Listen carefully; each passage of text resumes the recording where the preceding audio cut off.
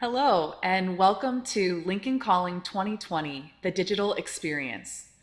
Lincoln Calling is produced on the past, present, and future homelands of the Pawnee, Oto-Missouri, Omaha, Dakota, and Cheyenne peoples. With this land acknowledgement, we affirm Indigenous sovereignty and pledge to hold our community more accountable to the rights and needs of Indigenous peoples. We also humbly offer gratitude to the land and reaffirm our commitment to her healing through our culture and our sustainability efforts. Lincoln Calling 2020 will look a bit different than it has the past 17 years, but the artistry, passion, and exchange of ideas won't change at all. We're thrilled to bring you 3 days of music, art, and education. This week, you'll be a part of a global audience, experiencing the festival with folks from 5 continents and more than a dozen countries. And we want to hear from all of you. As you watch our Facebook stages, YouTube stages, and our LincolnCalling.com main stage, let us know how you're doing. Let us know how we're doing. Let's connect. Lincoln Calling is brought to you by our presenting sponsors, Pixel Bakery and Downtown Lincoln Association, and from generous sponsors like Rhonda Seacrest, the Lee and Debbie Stewart Foundation, and the Nebraska Arts Council.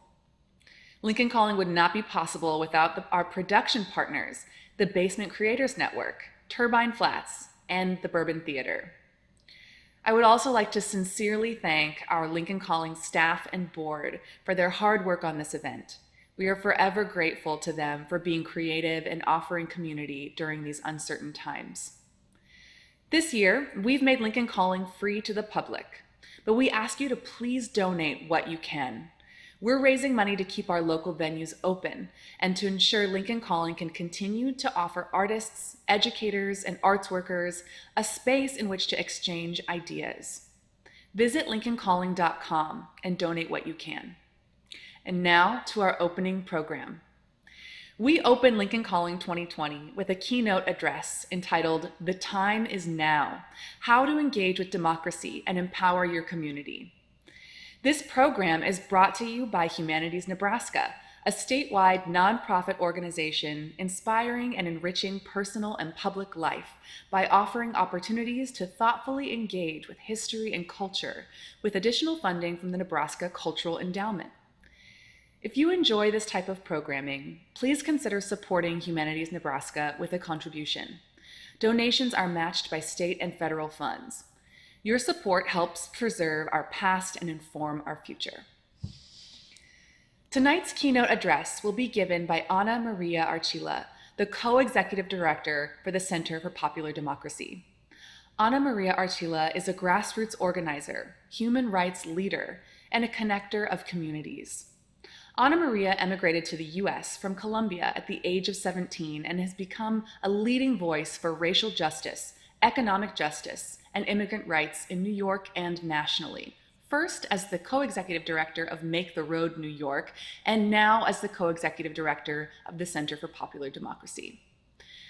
During Ana Maria's 13 years at Make the Road New York and its predecessor organization, the Latin American Integration Center, Ana Maria helped build the organization into a powerful force for change in New York and across the country. The 16,000 plus members of Make the Road New York, mostly working class Latino immigrants, have led some of the most transformative victories for low-income New Yorkers over the last decade. With their determination and strong advocacy, members of Make the Road New York have helped put millions of dollars in the pockets of low-wage workers by winning increases to the minimum wage, paid sick days, and strong protections from wage theft. And they have led the ambitious campaigns to win public policies that make New York City one of the leading sanctuary cities in the country. Through their organizing efforts, Ana Maria and Make the Road New York members brought the experiences of immigrants to the forefront of the public debate, shaping public policy on housing, education, healthcare, policing, civil rights, and more. In 2014, Ana Maria Archila became co-executive director at the Center for Popular Democracy and helped build it into one of the largest community organizing networks in the country, with 45 affiliate organizations in 32 states. CPD and its affiliates represent a powerful, multiracial alliance of immigrants, African Americans, and white working class communities working to advance an agenda of racial and economic justice and a vibrant democracy. CPD and its affiliates have played a major role in the national movement to raise the minimum wage and win family-sustaining jobs, resulting in raises for close to 11 million workers. Working with local elected officials, Ana Maria and the CPD network has helped elevate the role of cities as a place for policy innovation that advances immigrant rights, workplace justice, and economic opportunity for communities of color. Following Ana Maria's keynote address, she'll be joined in conversation by her co-executive director at the Center for Popular Democracy, Jennifer Epps-Addison. Jennifer Epps-Addison serves as the president and co-executive director of the Center for Popular Democracy and CPD's action network of partner organizations throughout the country. As president, Jennifer leads CPD's racial justice campaigns and works closely with its networks of local affiliates. Jennifer has over 20 years of community organizing experience, advancing systems change campaigns for economic and racial justice. She earned her BA in Political Science and Women's Studies and her JD from the University of Wisconsin. Jennifer sits on the board of directors for the Ballot Initiative Strategy Center, United for Respect, Be a Hero PAC, and Step Up Louisiana. Jennifer is a leader who has deep experience building power in communities from the ground up. She's committed to supporting and growing Black-led organizations, strengthening investments in power-building efforts in communities of color, and deepening organizing strategies that build power with the white working class by addressing racism head-on and building authentic alliances based on shared interests and shared values. Our moderator for the conversation is a local activist and organizer, Dr. Colette Yellow Robe. Dr. Colette Yellow Robe is an enrolled member of the Northern Cheyenne Tribe of Montana and is originally from the Winnebago Indian Reservation in Nebraska. She holds a PhD from the Teaching, Learning, and Teacher Education Department at the University of Nebraska-Lincoln. Dr. Yellow Robe is an academic counselor with the UNL TRIO program and primarily works with first-generation, low-income, and/or disabled college students. She is an active member in the community who is committed to social justice and alleviating poverty. Dr. Yellow Robe is a member of an anti-racist advisory board for the University of Nebraska-Lincoln administration. She serves on the Chancellor's Commission on the Status of People of Color at Nebraska. She's on the Mayor's Multicultural Advisory Committee for the City of Lincoln. And Dr. Yellow Robe is actively involved with Native American Women's Nebraska Task Force, working to bring awareness to and end the epidemic of missing and murdered Indigenous relatives. Following the moderated conversation between Ana Maria Archila and Jennifer Epps-Addison, Dr. Yellow Robe will take questions from our virtual live audiences. So please ask your questions throughout the program by entering them into the Facebook live stream comments. Dr. Koki will take it from there. Please enjoy this program, enjoy Lincoln Calling, and remember to engage. And now, Ana Maria Archila, welcome. Ms. Archila is the co-executive director of a left-leaning advocacy group called the Center for Popular Democracy. Ms. Gallagher is a recent college graduate. They were among a larger group of protesters who'd been outside Senator Flake's office.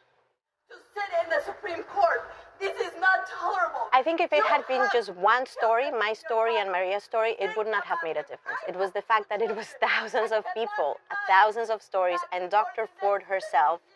And I felt a sense of relief and a sense of possibility. I was reminded that it is through us standing for ourselves, for our lives, for the lives of others, that we make change in this country. The country deserves a process that's rigorous, that's responsible. But what the country really needs is a democracy that works for us. That's what we need. So what we're doing today with our voices, with our stories, with our protests, with our sittings, what we're doing today is breathing life into a democracy. We see in each other's faces and hear in each other's voices that change is on the horizon and we won't back down until it is reality. I could feel the collective energy of positive change in the midst of what looked like chaos. When we are empowered, we empower others, and they empower others in turn, and I think we have a revolution. You're building a story of us and giving our country a great opportunity to become a nation where we are all free. Our communities are under attack. We need your support now more than ever. We must take action together. Join us.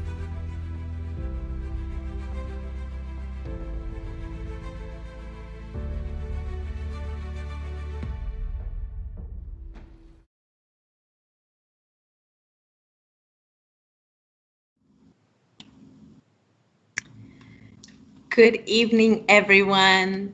Good evening. Thank you so much for being here tonight. My name is Ana Maria Archila, and it is my great honor to join you in the opening of 3 days of music and community and joy and celebration of our power as a people. I am especially grateful to be here because we are living in moments where joy could be perhaps receding in the background of fear and concern for the world, for our country, for our communities, for our families. It is true that we are living in really dark times. We are in the midst of a global pandemic. Our families are perhaps experiencing some of the worst economic crisis in their lifetime, in generations. We are seeing the realities of climate change in many corners of our country and the world. We are seeing also and experiencing directly the ravages of racism and violence and a democracy that is perhaps not working as it ought to work. And so when we hear all these things and we stare at this reality, it would be very normal for all of us to shut the doors, to gather only the smallest group of people we can take care of, and to say, I am just going to dedicate my energy to do what is in my control, to cook for the people I love, to watch a little bit of TV, to take my mind off of the heaviness of this moment. And that would be a totally rational thing to do. But I know that even when we do those things, for most of us, there is a voice inside that says, this can't be it. I can't just sit here and allow the world to happen to me without me engaging in trying to transform it. And the way that we can imagine transformation of this reality that feels dark and that feels difficult, that feels overwhelming, is to remember and reflect on the moments when we have felt quite the opposite, when we have felt kind of endless possibility and joy and lightness in our heart and hope and imagination. So when I was invited to speak as the keynote of this beautiful festival, this beautiful gathering of people around music and community, I first wondered, what do I have to say to a group of people that are gathering to listen to music? And especially, what do I have to say about civic engagement, which was the request? Talk to us about civic engagement. And what I have to say is that, especially in dark moments, it is essential for us to feed our soul with the things that give us joy so that we can recharge our batteries and so that we can remember that we are not alone, and that when we spend our energy in service of changing the world, we are doing it so that more of our time can be spent in community and in joy. So I want to ask you to think about this moment we are living in and reinterpret the darkness, not as something that is ending what we thought was possible, but as something that contains what is coming and that we are part of creating that. We are living in a moment that is historic in nature because of the multiple crises that we are confronting, and because actually all of us are invited to, with our actions, with our activism, with our votes, with the way we spend our energy, set the course for this country and help set the course for the world. So if you ever thought that you wish you had lived in the 60s and you wish you had been part of the moments of incredible activism on the streets, the fight against the war, or the fight for women's liberation, or the civil rights movement of the 50s and the 60s, or the suffragist movement of the early 20th century, or the moments of emancipation, or the fights for the rights of Native American people, the movements of the 60s that brought the demands of Native American people into the modern discourse again. I want to tell you that you don't have to wait for those moments and just read about them. We are living through those moments right now. The COVID crisis has revealed the way, again, to many of us, the way that our society is structured, the way that it is constructed to make some of us more vulnerable. We know that the COVID virus and the economic fallout has not hit everyone equally. We know that Native American communities, working class people whose jobs are more precarious, Latino communities, Latinx communities, African American communities have been hit harder by the virus as well as the economic fallout. We also know that we are in a moment of, we are already in election season. All over the country, people are going out to vote. People are sending their ballots. And on November 3rd, many people will show up to an election booth in person. And this is a moment that will be incredibly decisive for our lives, for our country, for our future. And it would be normal to say, you know, I don't know if this election really will matter, or I don't know if I believe that I have a role to play here. And I want to remind you that in the moments of greatest transformation in our country and in the world, what made that transformation possible are people who showed up from wherever they were, in whatever shape they were, with whatever resources they had. And they said, today I am going to believe that I have power. Today I am going to believe that in community we can find joy and purpose.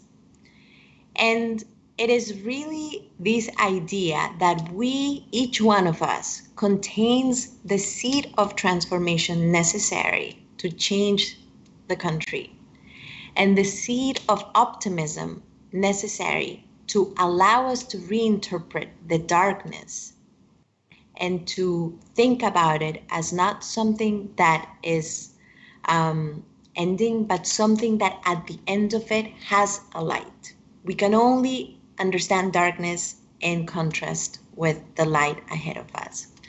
So when we think about civic engagement, we're not talking about just like the formalities of democracy and just going out to vote ourselves.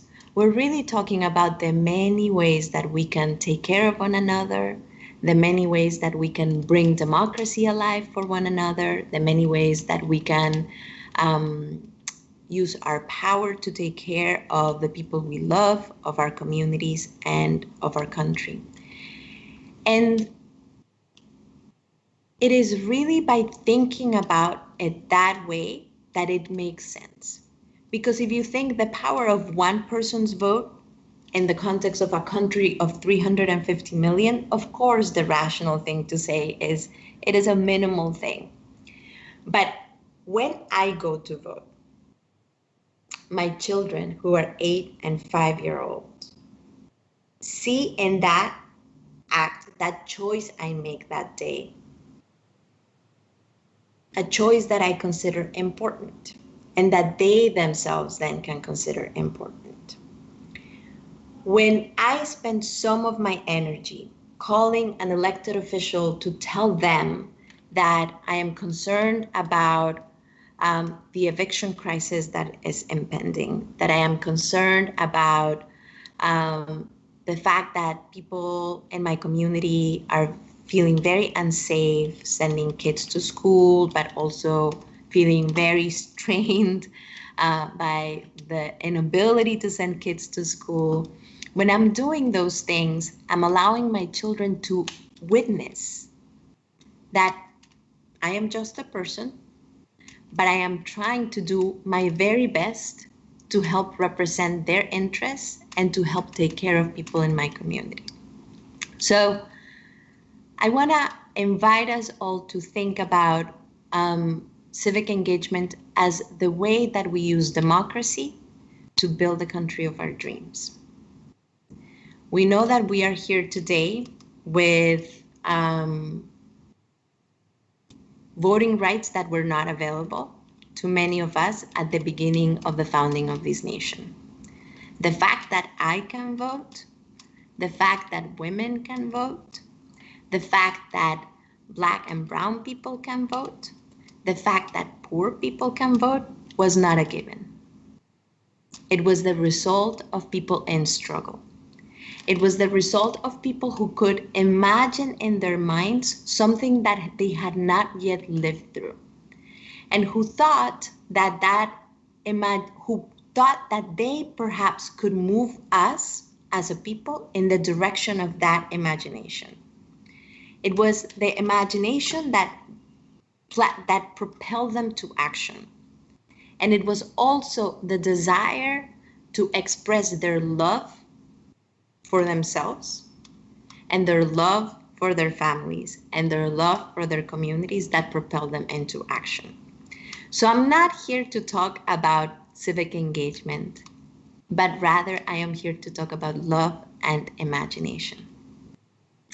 Love and imagination are possible when we are in community. This is why being here to allow ourselves to listen to 3 days of music is such a gift, because we are allowing ourselves to feed our imagination, to give ourselves energy, to remind us what it feels like to be in community, even if we have to do it over the internet. And when we think about the moments in history that transformed our country and transformed the world, we have to think about them not as moments that happen to a mass of people, but rather as moments that happen to one person. So that one person who made a choice to show up to a suffragist meeting, that person was probably a woman, That person probably had children. That person probably had lots of dishes to do. And that person made a choice that was in service of her vision and an experience that she had yet had in her life. Something that she imagined was possible, but she had yet to experience. When we think about emancipation and what it took for people enslaved in this country to be free, it took a tremendous amount of courage, willingness to fight, willingness to resist the violence.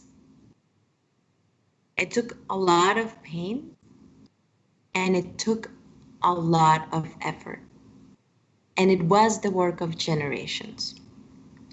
When we think about the civil rights movement of the 50s and 60s, it took from people a lot of courage to stand up to Jim Crow laws in the South and racist violence in the North. And it took community to replenish the energy, and it took acts of incredible resilience to show up again and again. We don't have to wait for our moment to arrive. Our moment is here. We are living in a moment that will fundamentally set the course for this country. And I want to ask you all to use that clarity that you have when you are taking care of someone you love, and the courage that you have, the moment of courage that you have had. All of us have had moments of courage where we had to walk past our fear and our perhaps our shame, perhaps our uncertainty to do something difficult. And I want you to remember that when you do that, when you do something powerful and courageous, other people around you will do it too. And the reason why I know this is our moment is because over the last several years, we have witnessed many displays of courage and solidarity, whether it was the millions of people who marched on the streets after inauguration in 2017, whether it was the thousands and thousands of people who showed up to protest the separation of families at the border, whether it was the thousands of people who fed one another and brought food to people after hurricanes or during the COVID crisis, or the thousands and thousands of people who knocked on doors to elect a new Congress, or the thousands and thousands of people who who are showing up every single day right now to make sure that others can go out to vote. All of these are acts of courage and solidarity that contain the seed of optimism and transformation of our country. Whenever I am feeling sad or depleted or demoralized, I go back to a speech that I heard a few years ago, a speech by a civil rights activist whose name is Valerie Kaur. She is an activist, a civil rights attorney, and she talks about the history of her family.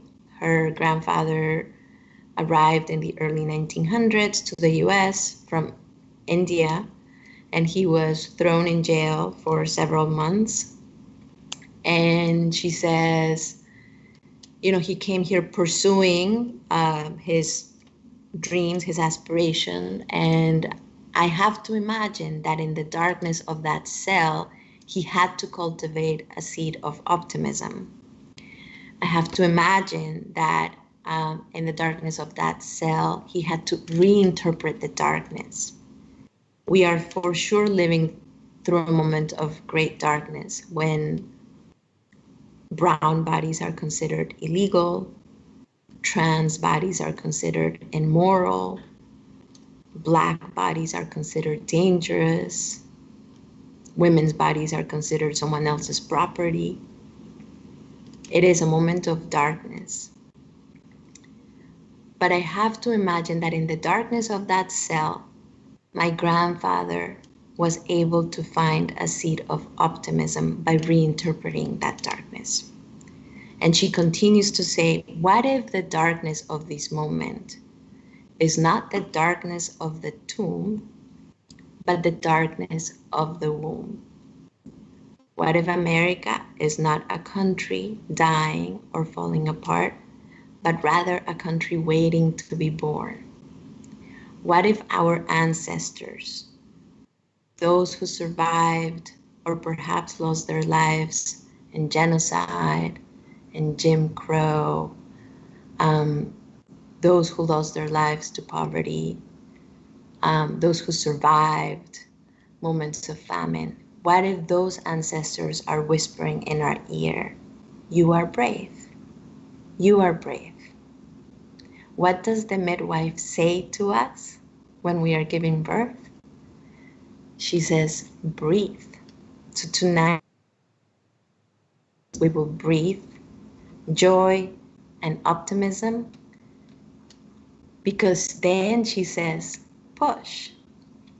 Because if we don't breathe, we die. If we don't push, we die. But if we breathe with our energy, our activism, our votes, and our actions and our stories, we will bring into existence all be free, a country where we can all live with dignity. So tonight we will breathe with music and celebration, and tomorrow we will push with our activism, with our efforts to call legislators, to invite them to join them in our courage, with our efforts to organize in our communities to make sure that people can vote and go out to vote, and with our efforts to make sure that this pursuit of a country that is more just, a country that is where the promise of freedom and democracy is available to all of us, is a pursuit that we will dedicate part of our energy and time to. So that the people who are younger, who are watching us, who are trying to decipher the choices that we have, realize that we believe ourselves to be courageous people, powerful people who can transform the world. And we devote time of our part of our days and our nights and our energy and our brains to the pursuit of collective power together, and collective transformation of this country. So this is not a very traditional definition of civic engagement, but it is a definition that contains not just the tactics of civic engagement, of calling your legislator or making sure that people go out to vote or voting yourself, but rather the purpose of civic engagement, which is the idea that we bring democracy alive with our efforts, and that we use democracy to take care of one another and the generations that will come after us. And we do it because we believe that we all have freedom in our hearts and deserve dignity in our lives. So with that, I'm going to now stop talking and join the conversation with my sisters here, Jennifer and Dr. Yellow.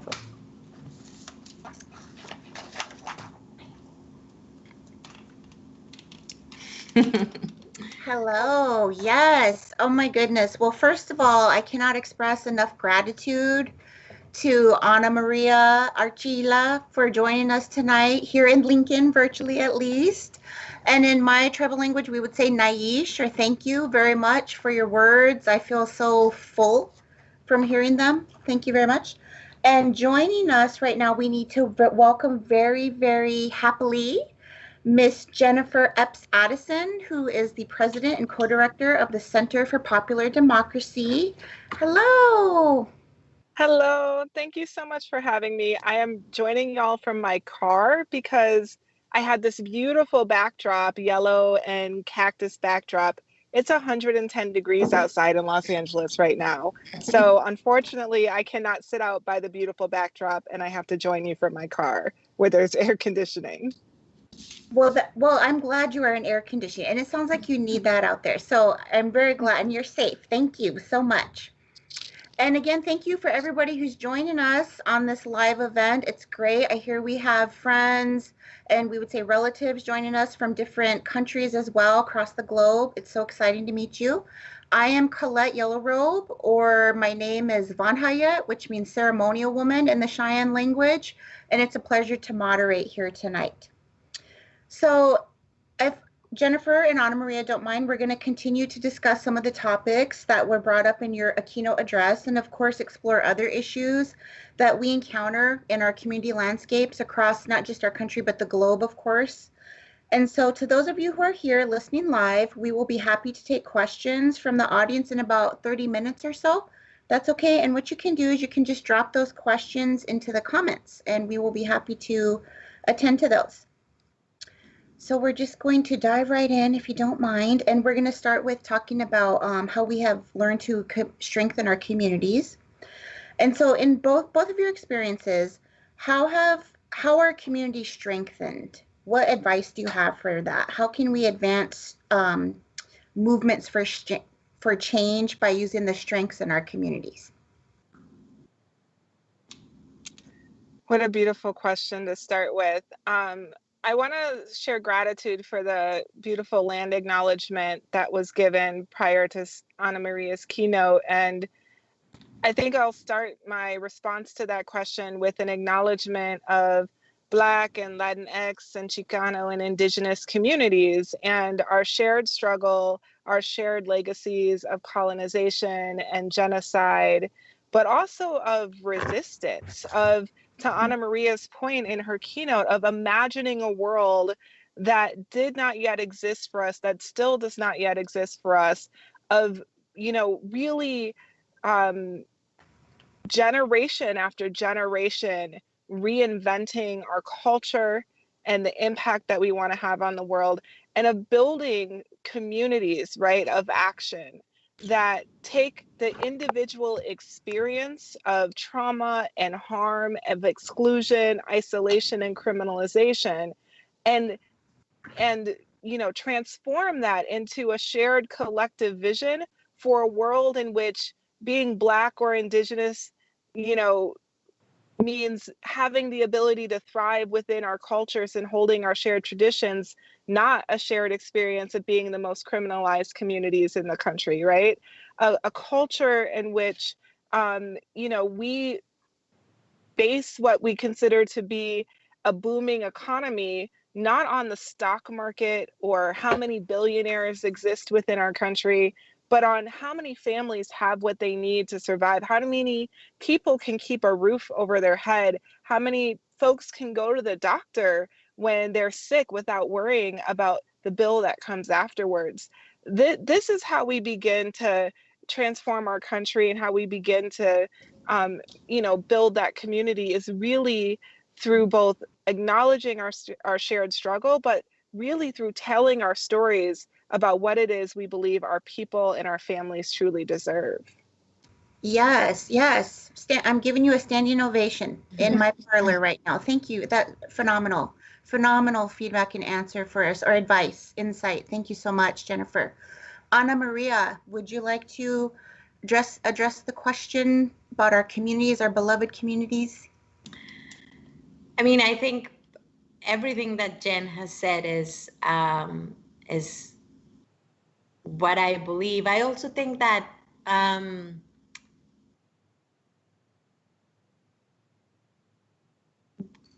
like building community requires listening to our desire for connection, for validation, for purpose, and for freedom, and all of those things are possible in relationship with others.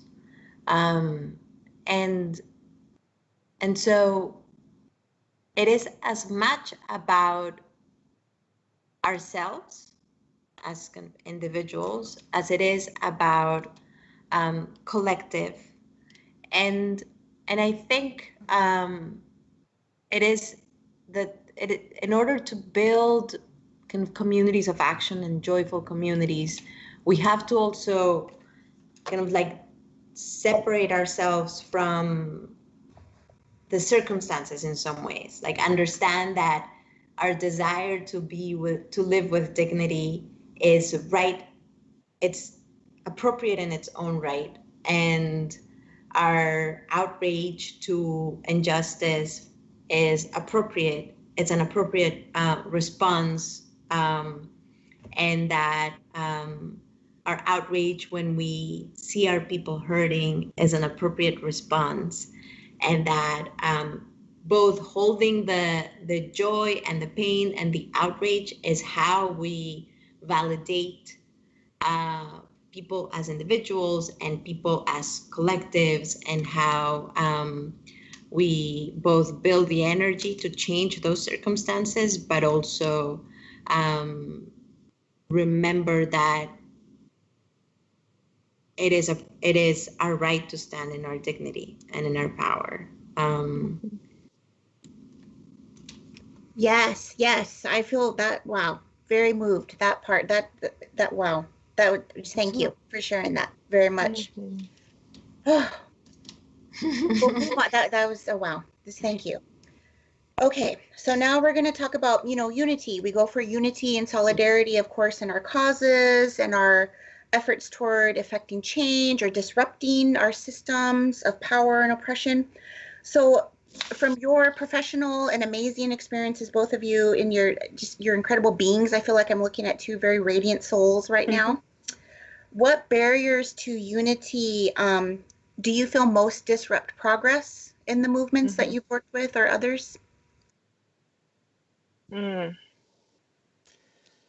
So there are two things that I'm reminded of when you ask me this question. So the first is, I've been organizing for 20 plus years. The first demonstration I ever helped to organize, I was 15 years old, and it was a walkout to demand equitable school funding of our public schools. And for 20 years, I've organized, in a way that seeks to both reduce harms to our communities. So we pass what we can get past given the power we have, because we want to see less people suffering and we want to see less people die.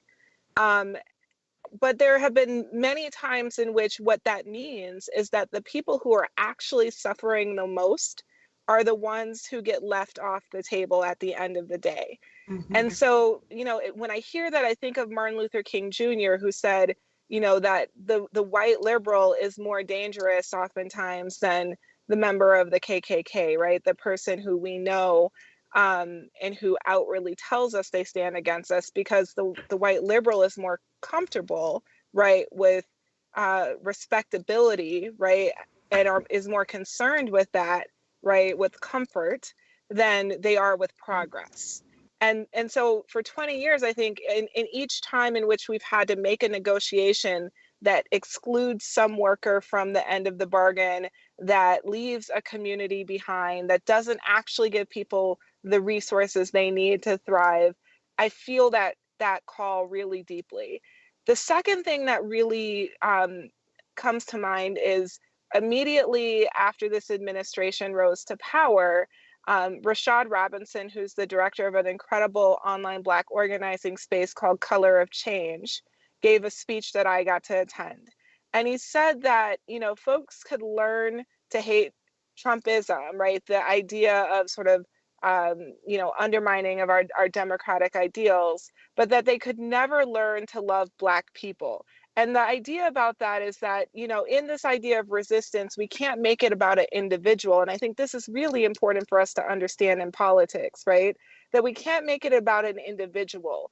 It really is about, what are we doing to lift up and to hold firm and to advance our core values, right? Because if we change, right, if we transform the country simply by changing who's leading it, but we don't transform the white nationalism and white supremacy, the economic anxiety, the struggling communities that are told that they're should be pitted against each other instead of brought together, right? And if we don't transform the fact that every time we make an advancement, say with the Affordable Care Act, right, where we include some people, but our analysis isn't to include everyone, our analysis doesn't start with the people who are struggling the most, then that's not real unity, right? That's a false solidarity that's rooted in your own self-interest, not in a collective value. And so at CPD Action, our network of grassroots organizations in 34 states said enough of this, enough pitting the South against the Midwest and the East against the, West Coast, enough pitting Black communities against Indigenous communities, against Latinx communities, enough pitting young people against our elders. Instead, let us build a multiracial, multi-generational, multi-geography movement that is rooted in the idea that all of us deserve the freedom to thrive, not just some of us. And that means that for our organizing, we have to fight hardest for the communities that are struggling the most, because our freedom will come if those who are struggling even more than us have theirs. So that's how we think about solidarity, how we think about unity. We understand that it can't be for the most privileged. It can't be centered on those of us who have the most. It has to be rooted in how do we transform the world so those who have the least all of a sudden really are centered in position to thrive. Amazing, beautiful. Again, thank you, Jennifer, so much. And in that, I heard just the amazing ideas and action steps to overcome those barriers. So we appreciate that. That just was an entire wealth of knowledge right there. And I want to give a chance for Ana Maria, if you would like to contribute as well with that question, talking about, our barriers to unity and solidarity, and also how have you overcome those as well? Yeah, I mean, unity is not in itself helpful if what is achieved by unity is not enjoyed by everyone. So we have to see the world as it is, have the clarity to stare at the reality of how power is distributed in our society, in our communities, how who is able to kind of live without worrying about the next paycheck, or whether or not we'll be able to make rent, and who has been included and who has been excluded. And the fact is that the history of this country is one of constant struggle by the people excluded to be included in the promise, and by the people included in the promise to resist that inclusion, right? So the Constitution was drafted by a small group of people. Even though it has very lofty language, it is still a promise yet to be realized, right? Equal protection under the law is still a promise to be realized. So if we are talking about unity of purpose, of working together across difference, across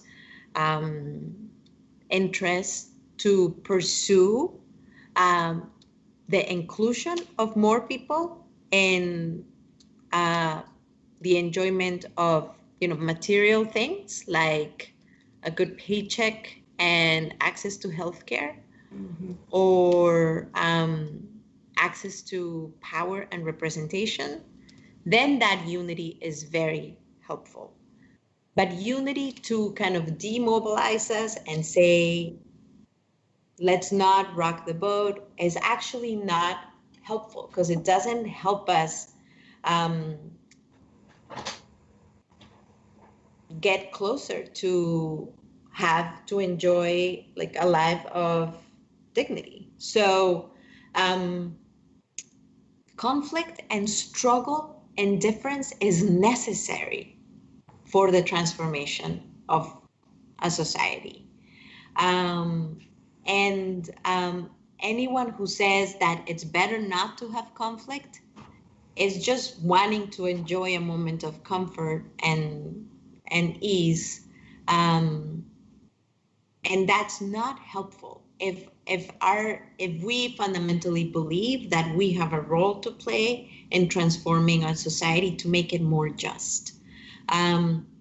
So I think solidarity is a really important thing. Solidarity as expressed in people showing up for one another and not really limiting what the other person or group of people desires, but actually saying, I will show up to help you in advancing what you are pursuing. That kind of solidarity is also, in the same way that conflict is necessary for transformation, solidarity is necessary for transformation. Yes. And what I have seen over the last 3 years and over the moments of social movement is thousands and sometimes millions of people displaying solidarity and courage and being willing to be uncomfortable and being willing to move through conflict to achieve a level of unity of purpose. And that I think we have seen in full display in the struggle for Black lives that we are living through. We are seeing it in full display in the ways that people have shown up for one another during the COVID crisis, despite and very much in contrast with the inaction of our government, and especially the inaction of and kind of the passivity of many in the federal government in the face of so much suffering in our community. So conflict and solidarity, I lean into those more than kind of flat, placid, calm unity. Right, excellent, excellent. I was sure to include solidarity. You know, in a few minutes we're going to start talking about like imagining, and as I listen to both of you, I feel inspired myself, imagining our futures, and it's about our generations not even realized or actualized yet. So this is incredible to hear this, and thank you. That's how inspiring you are as I listen to you. You know, Ana Maria and both Jennifer alluded to this in their comments and responses. So we're just going to go in and call things out the way they should be sometimes, and we're going to talk about status quo. Now, and oftentimes in movements, causes, you know, or activism, how do you find ways to battle or take on, or as Ana Maria was alluding to, confront the apathy, or sometimes people who are fine, maybe they've been conditioned. A lot of us were conditioned to feel okay with the status quo or whatnot. And how do we build upon that to move toward change?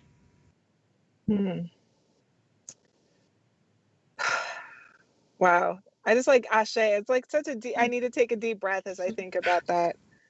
I mean, I think the first thing that I will say is that for many people who live in a state of constant struggle, whether it's Black, Indigenous, and other communities of color, whether it's, you know, poor folks and working class folks, you know, people living with disabilities, LGBT and gender nonconforming folks, their lives and their experience with democracy is a constant set of disappointments, failures, and exclusions, right? That their relationship, as Ana Maria was explaining, to what democracy means is a constant struggle and fight to be included. And so then every 4 years or so, when we, you know, tell people, no, but really this one is the most consequential election of your time, right? Because I've been hearing that for 20 years now. What happens is that they go and they do that vote, and then when it comes time for that change in the solutions that were promised, somehow they're yet again left out. And so I think we have to see apathy not as a what is wrong with you, why aren't you participating, but as a symptom of a system that is operating as intended to suppress the participation of those that would require it to make dramatic changes.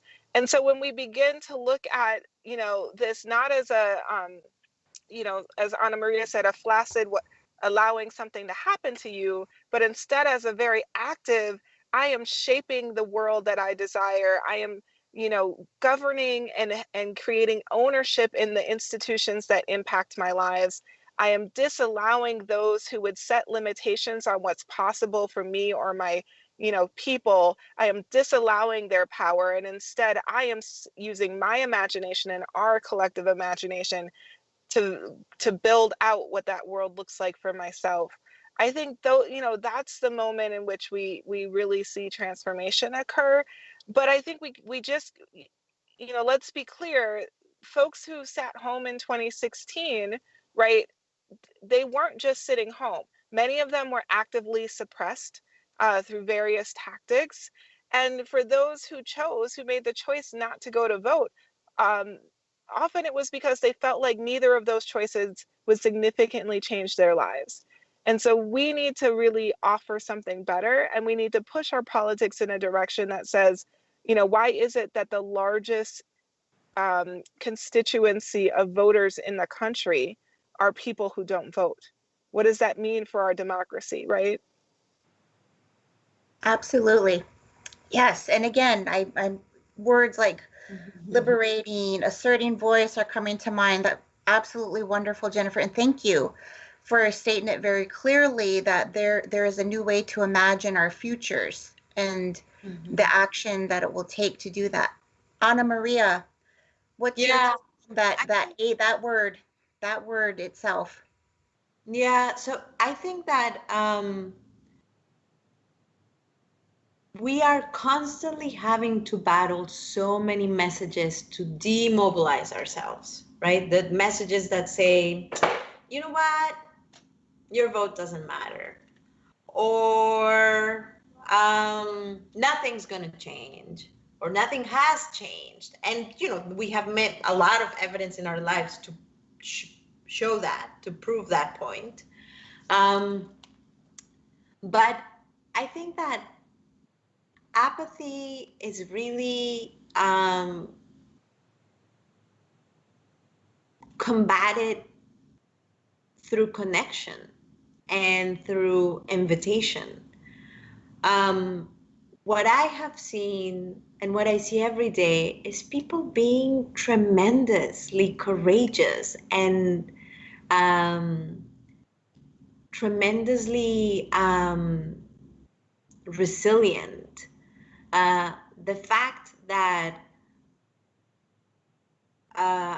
people are figuring out how to survive in the midst of this pandemic is proof of our resilience alone. The fact that in the midst of this pandemic, people are taking care of their loved ones is proof of our resilience. And I have been organizing most of my kind of organizing work has been inside the immigrant rights movement. And I came here when I was 17, came to the US when I was 17, and kind of felt very much like this country is not my home. And it wasn't until I became part of a movement, it wasn't until I was surrounded by people who were in motion, whether it was about getting more teachers in schools, or whether it was about protecting people from evictions, or getting people out to vote. It wasn't until I was surrounded by people that I realized, oh, this country is is my home. It is through struggle that I make this country my home. It is through fighting for the people I love that I build both a sense of personal purpose and a sense of community and belonging. And if we find people in our lives who are, you know, who would be described as apathetic, I would ask, like, do you feel invited to join? And I would make that invitation. I think in many ways, people feel most purposeful when they are in connection with others. And connection means that I see you. I see you with your concerns. I see you with your experience. I see you with your aspirations, with your dreams. And I believe that you deserve those dreams to be realized. And I will stand by you in the best way I can to make you feel purposeful and to help you feel a sense of belonging and community.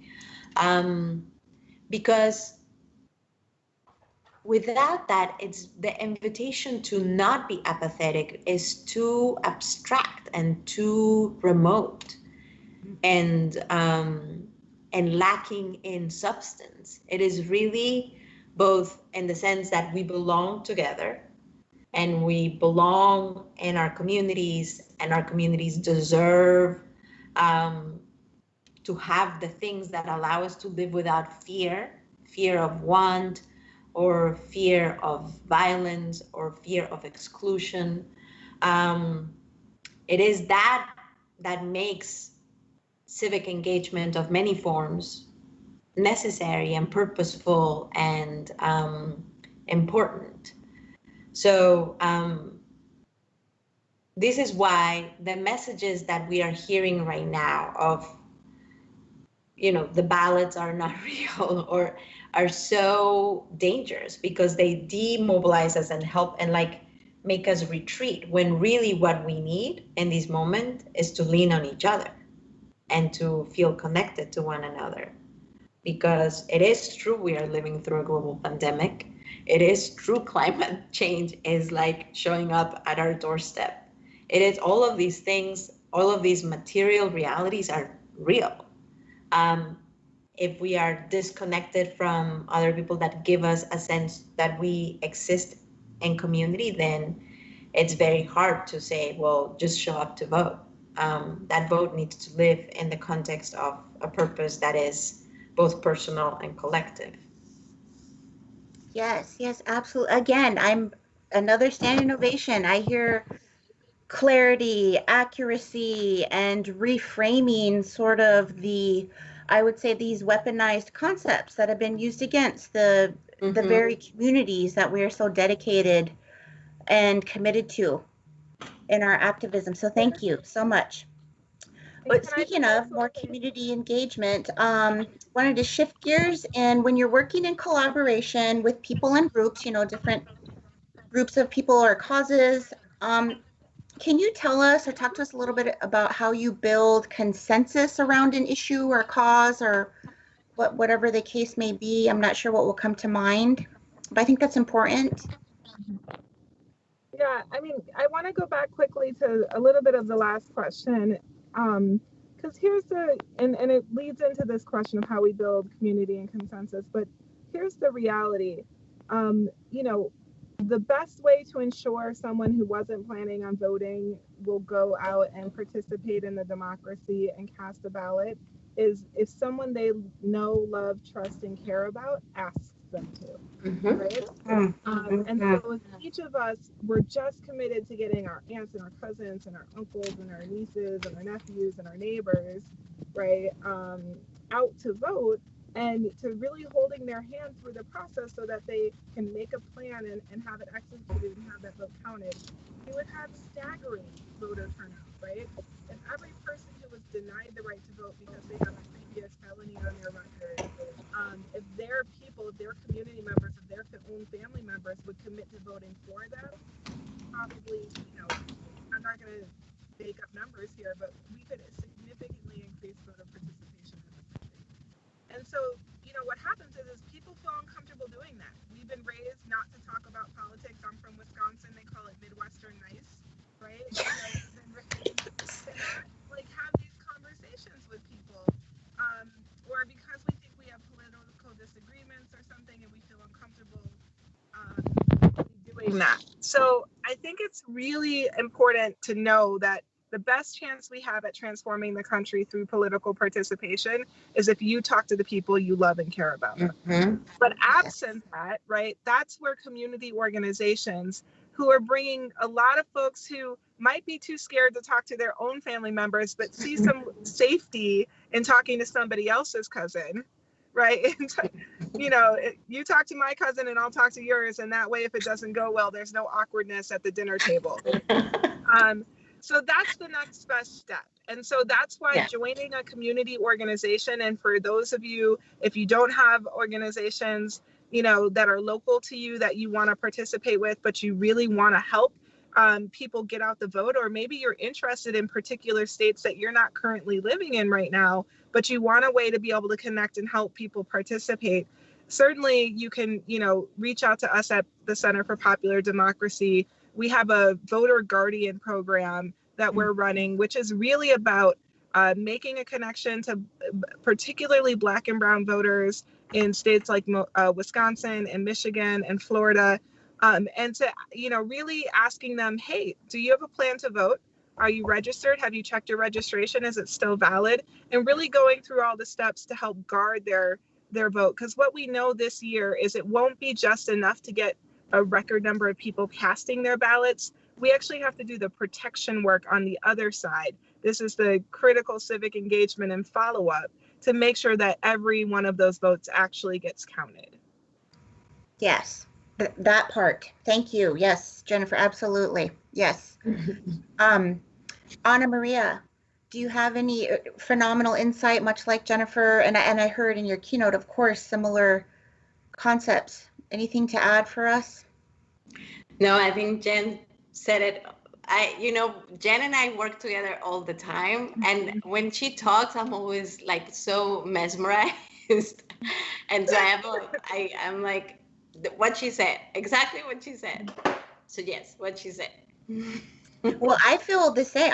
I imagine being me. I have double mesmerization going on here, and it's phenomenal. And I just cannot thank you enough. This is it's amazing. This is dissertations of knowledge and wisdom and care, which we often don't see sometimes in conversations. So I just cannot stress that enough. Okay, we are actually getting questions from the audience, so that's exciting. Okay. I'm going to visit one more, and then I think I'll shift us into those questions. I think it's important to hear from those who are, supporting us and supporting you in your work. So one last question I wanted to get to before we shift is, can you tell us about a time, we have different groups with different political ideologies that you collaborated with such group or someone, and how did you work together to achieve the goal or the outcome or the end result?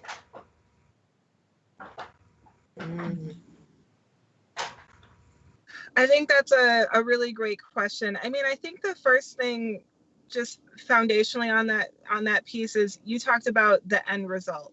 And so there are many roads, right? And there are many paths, and there are many interests.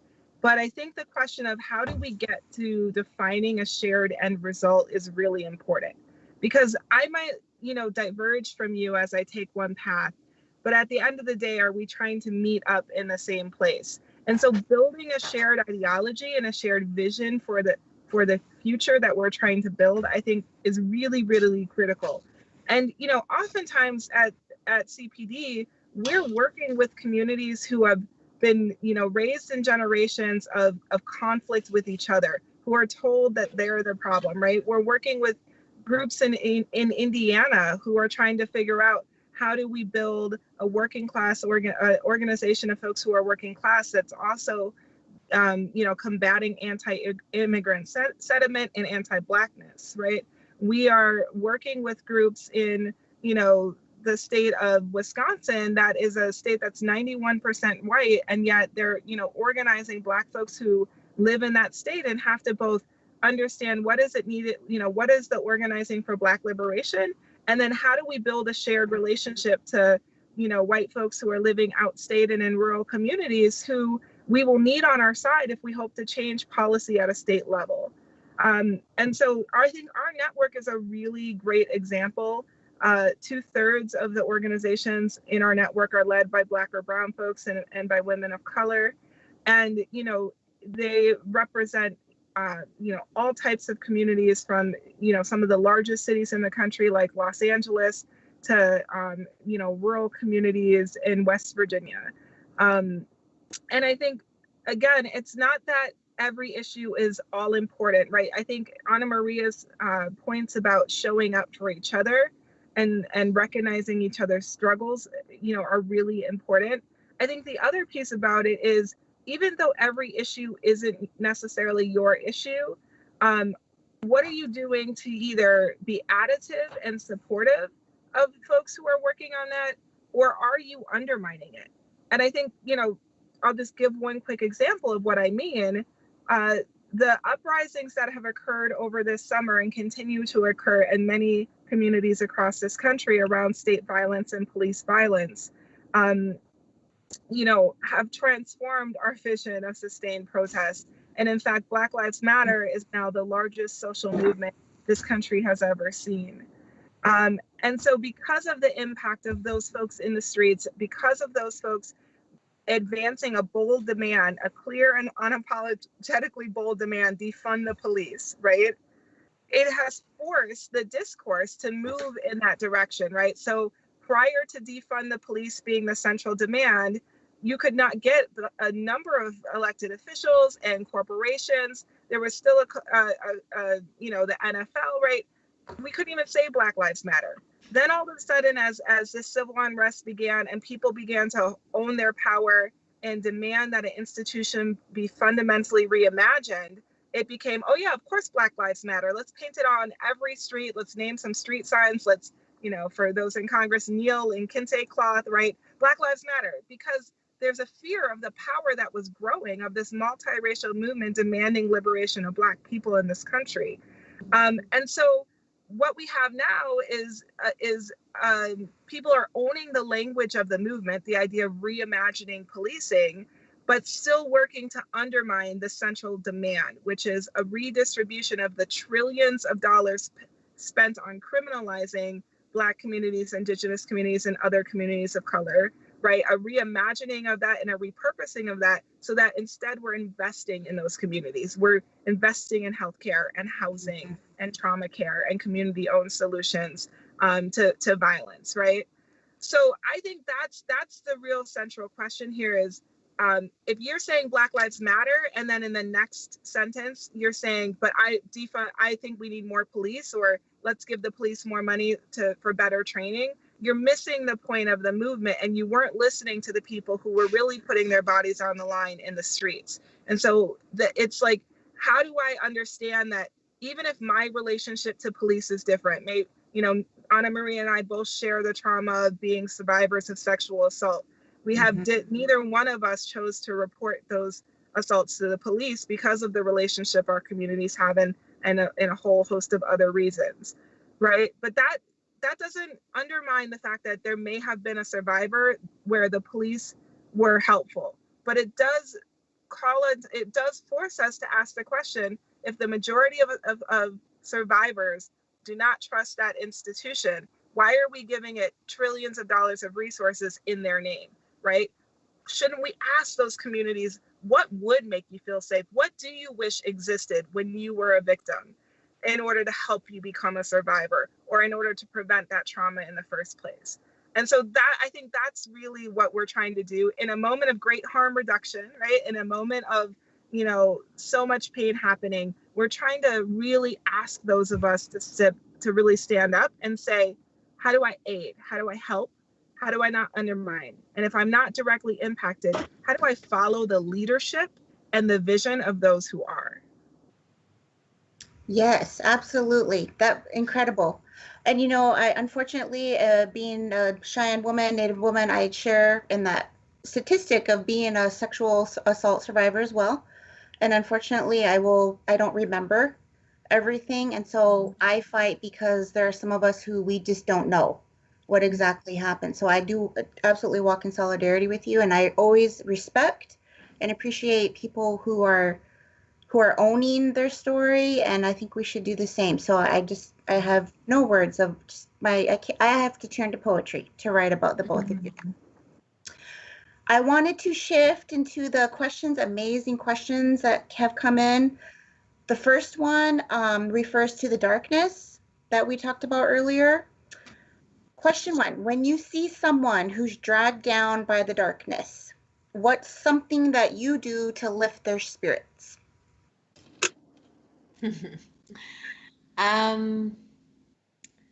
I think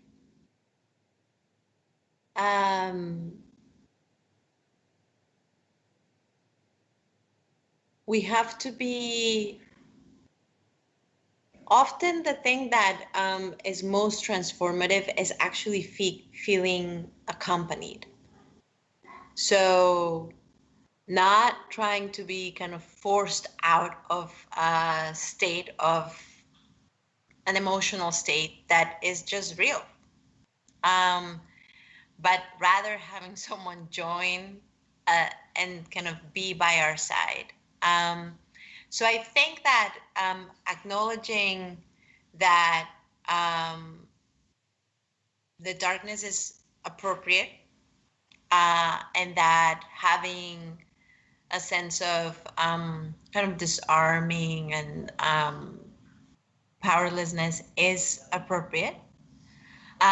And as is also remembering that we are not just what we are in a particular moment, but actually we are made up of lots of experiences, many of which are experiences where we felt in our power, and saying, I am with you here, and I also will be with you when you tap into that experience of connection and power. I also think it's some of the, I don't know, like as a mother, I have learned that I only make things worse when I like get, when I feel like my task or my job is to change how my children are feeling, and that just like creates an experience of resistance. But when I can just sit by their side and just kind of like write it out with them and say, I totally understand this is like true for you right now, but I'm waiting for you on the other side too. That is like the way that like they both feel not just trampled on, but like seen and respected, and actually supported to get to the other side. I think that is true for communities as well.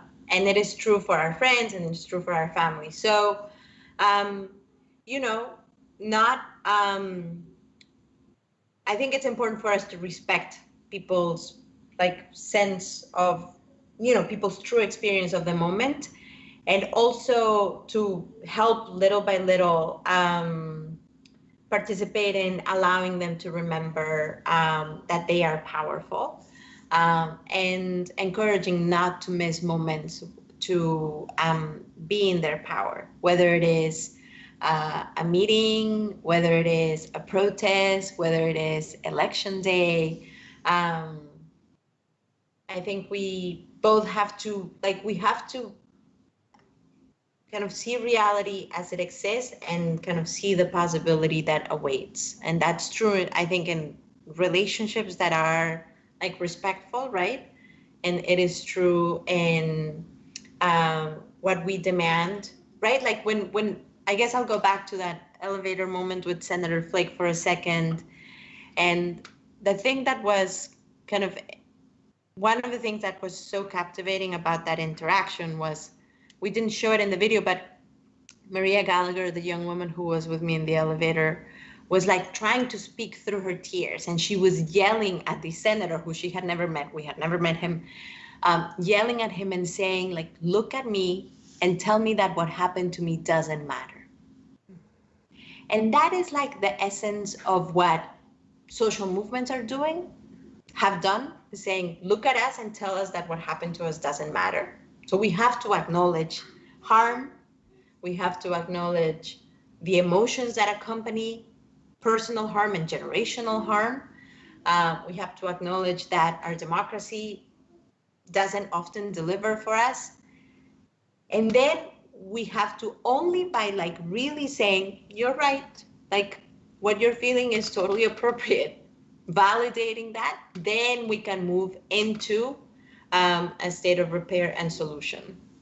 So I think we have to do that in the relationships with people who we feel are demoralized and perhaps appropriately so behaving with apathy.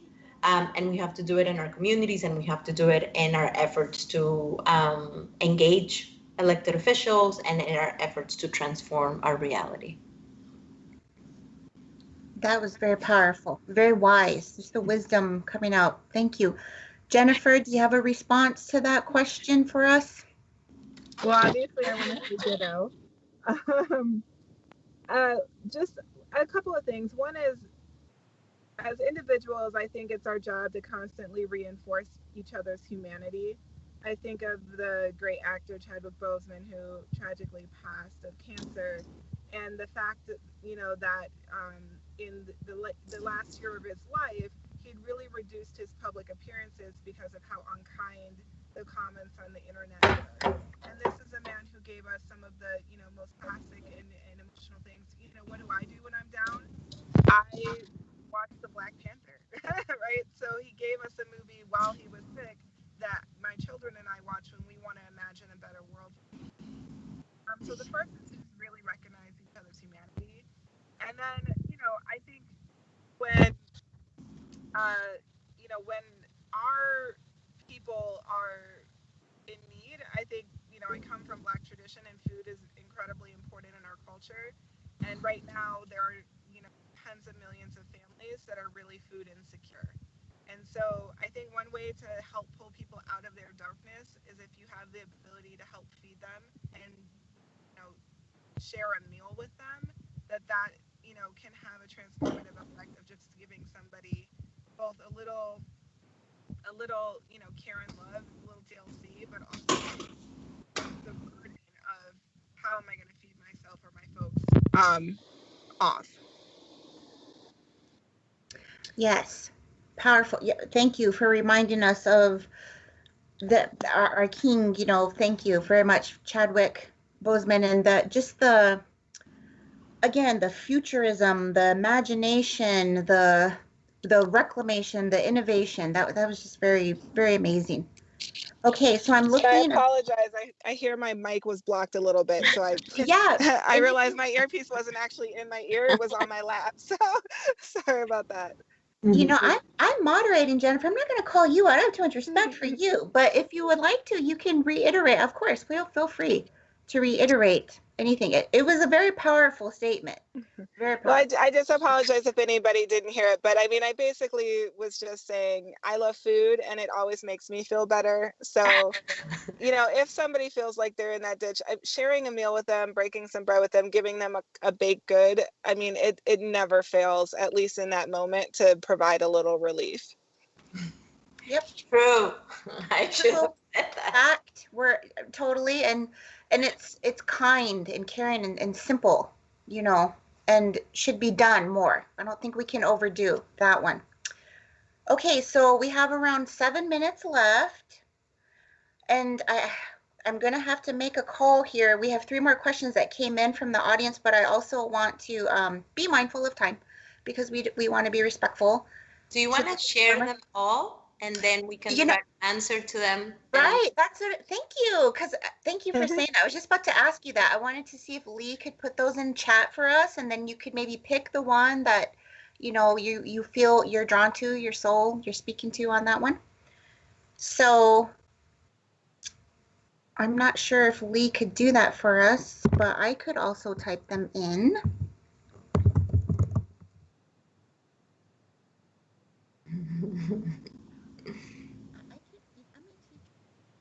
mother, Anna Maria. I can multitask, believe me, even though that's a myth. In my head, I'm doing it. So there's question 1.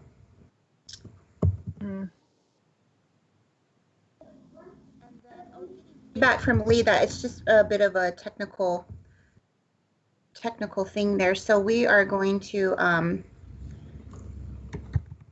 second question is about self-care and how you take care of yourselves.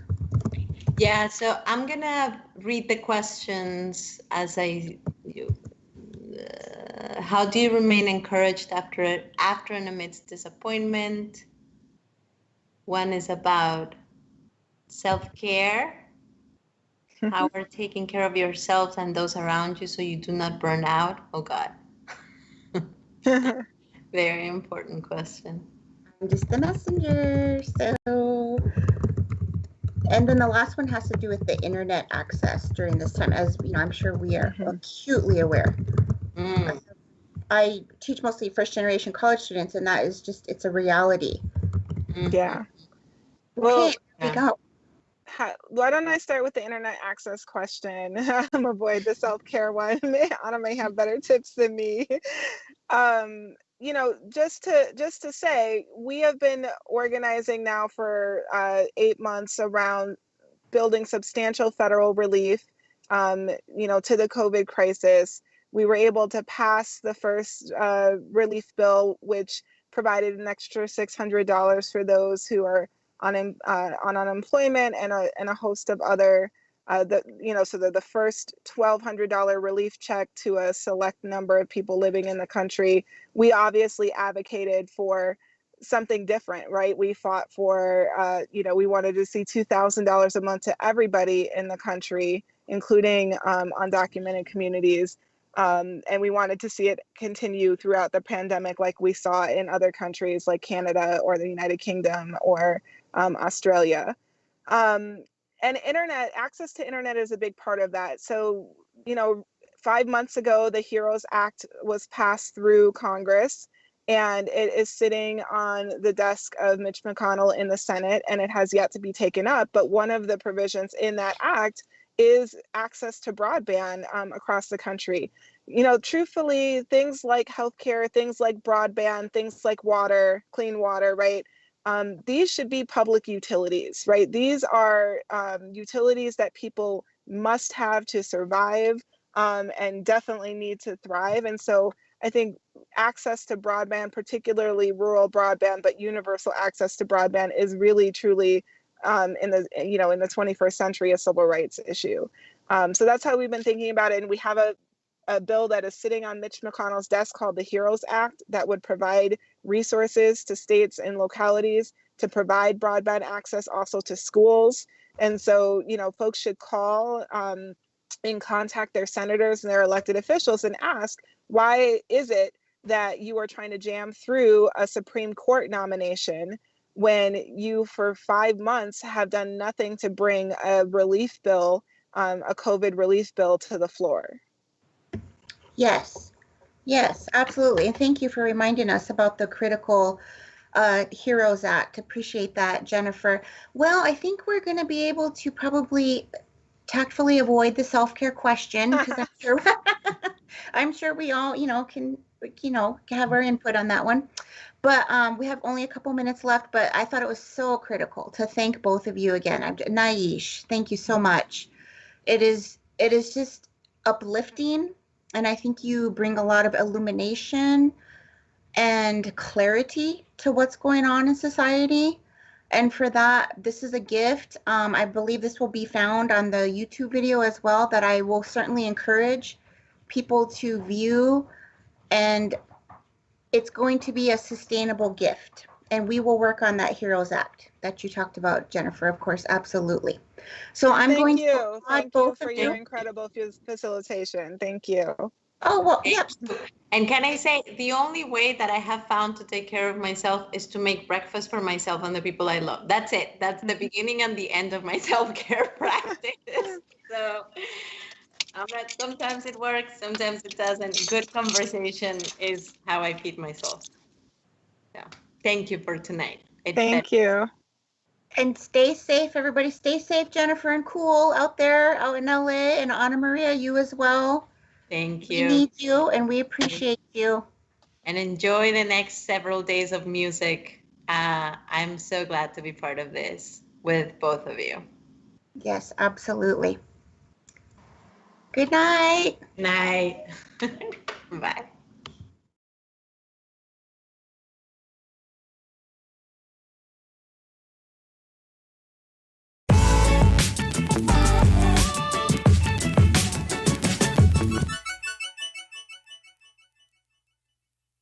Connectivity is important. Connectivity allows us to stay productive, but that's only one kind of connectivity. There are others, more important ways to stay connected. Connected to the simple things. The ability to spend that most precious of resources, time, with the people who are most important. Take the time. Take the time for dreams. Take the time to care. Take care of the important connections. We'll take care of the connectivity. The only thing that's like solid is the ground that you walk on. And you know, you can even have earthquakes from time to time. So don't ever get comfortable.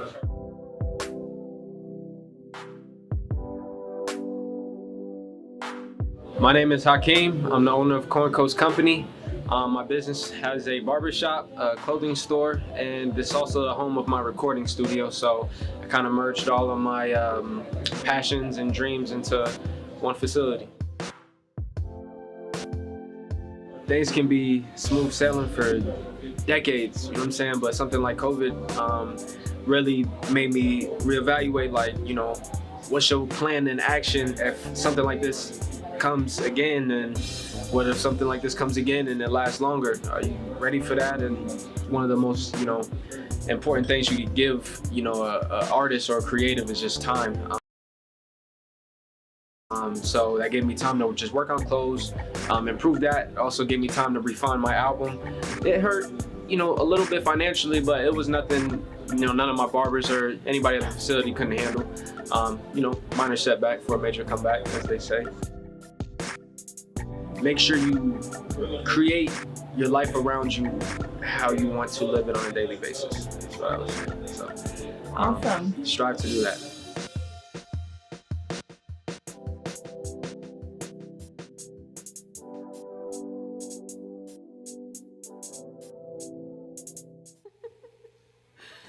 Okay. Hello, my name is KP. This is the band Black Belt Eagle Scout. We're going to play a set for Lincoln Calling. Thank you so much for having us.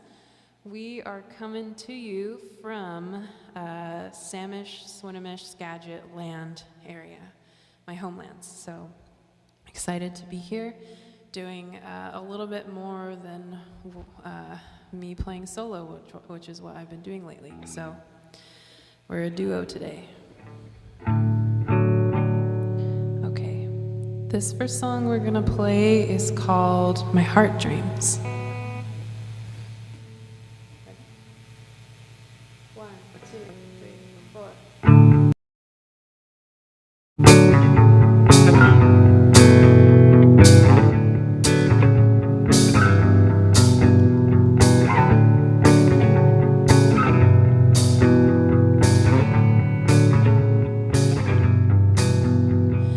Wasted in this life I only want.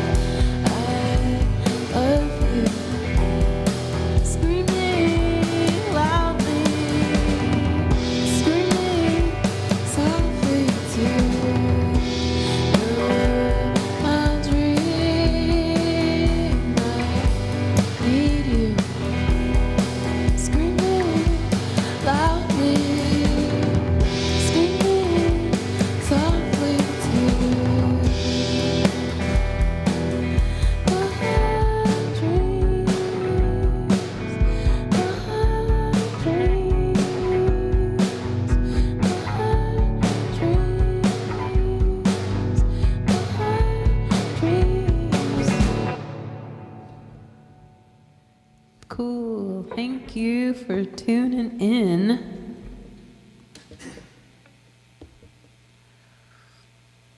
I'm gonna get a sip of really hot tea. So this is the first thing that Camus and I have done together as a duo band. We didn't really even practice as a duo. So we'll see how this set goes. I think it'll be good though. Okay. This one is called I Don't Have You in My Life.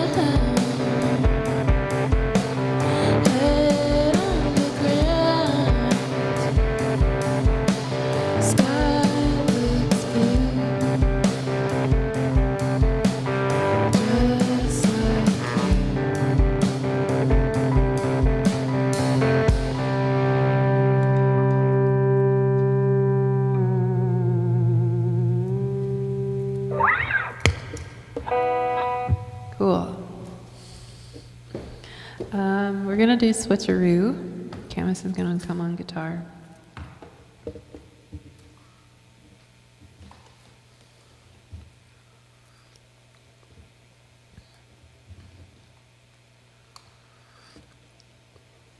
Okay.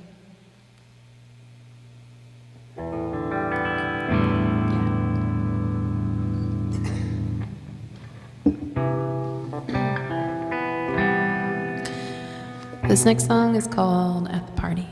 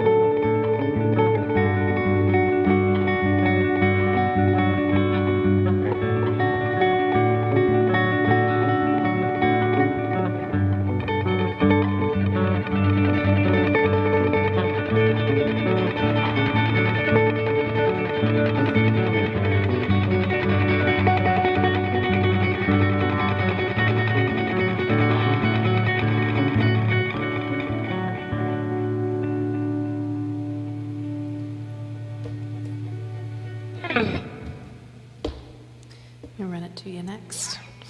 Thank you for watching. Okay. Let's see. This next song is called Run It To Ya, and it's about like sweetness, I guess. Sweetness and being sweet to somebody, to yourself. It's about sweetness.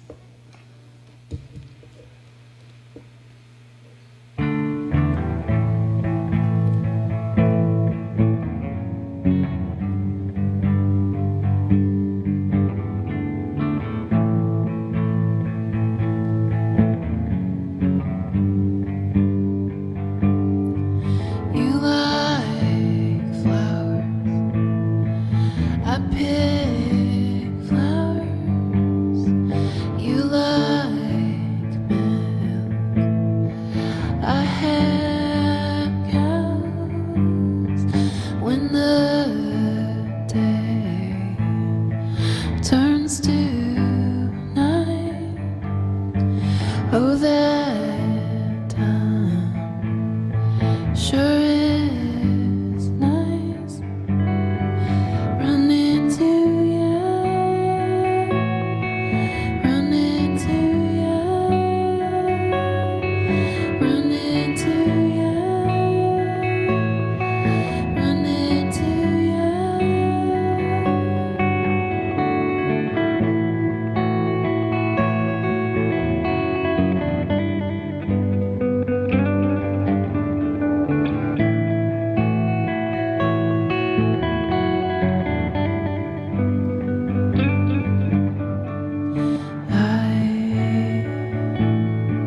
Just like mine, and your hair black as shine.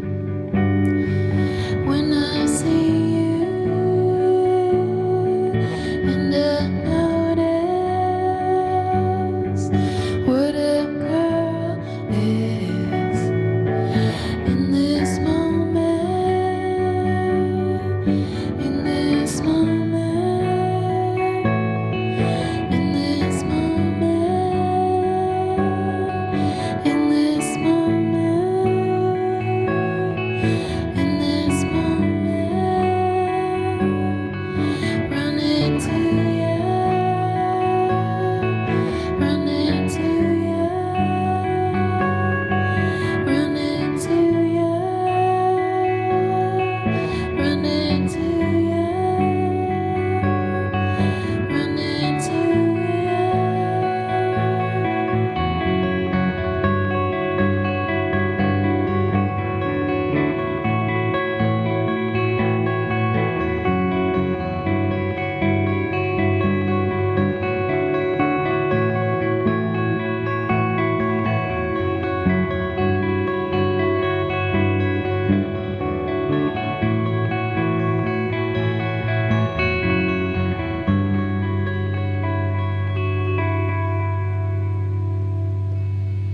Okay.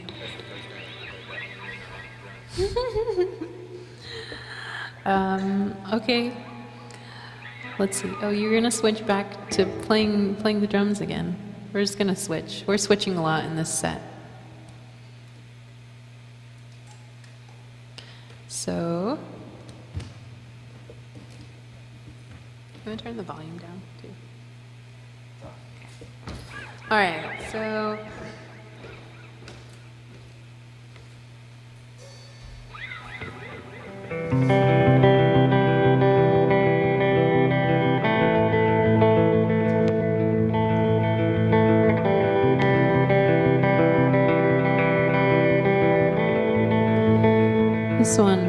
This one I guess is also about sweetness.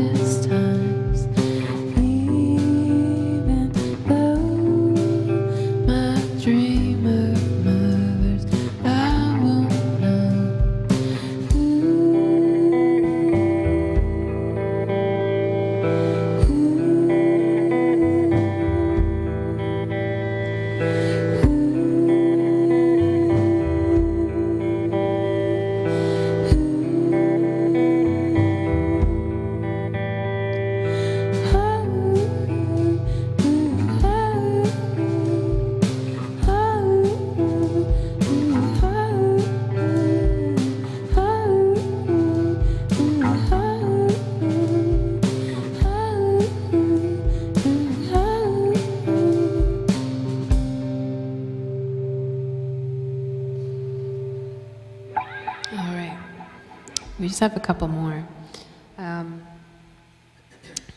Yeah, this next one is called Real Lovin'.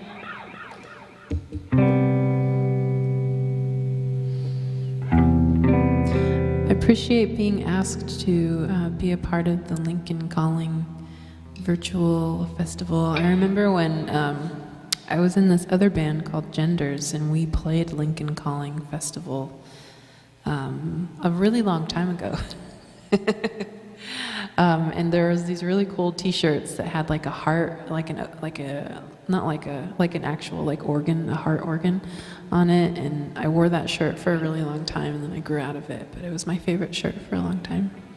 So I have good memories of this festival. So, all right. Ready? Okay. Now that you can dream, what is it you see when you wake up in the folds of blankets in your bed, in your room, in your house, by yourself? I see a real loving, hearts pumping, palms sweating, dizziness, and the sheets are gleaming from the two of us.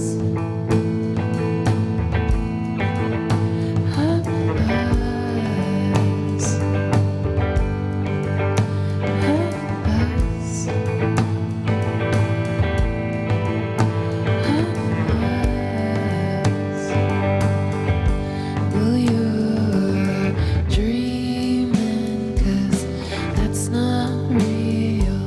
You tried and tried what seems like a million times, and you wonder how you'll end up. Is it the moon?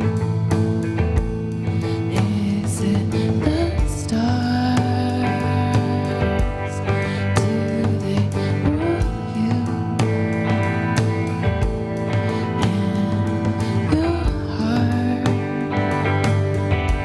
Will you think that it's bullshit? 'Cause what's the point when you go outside and the sun is shining through the trees on your face, on your face, on your face, on your face? There's real love. There's real love. There's real love. There's real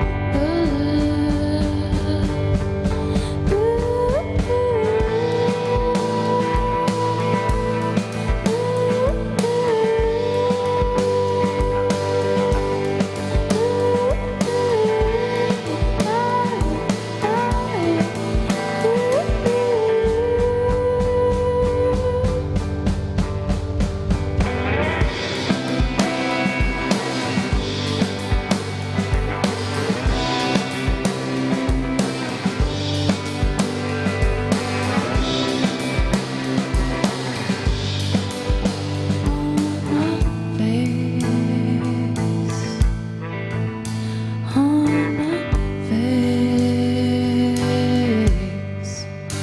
on my face, on my face.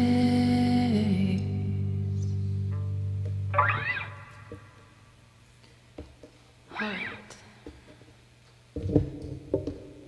We just have two more songs.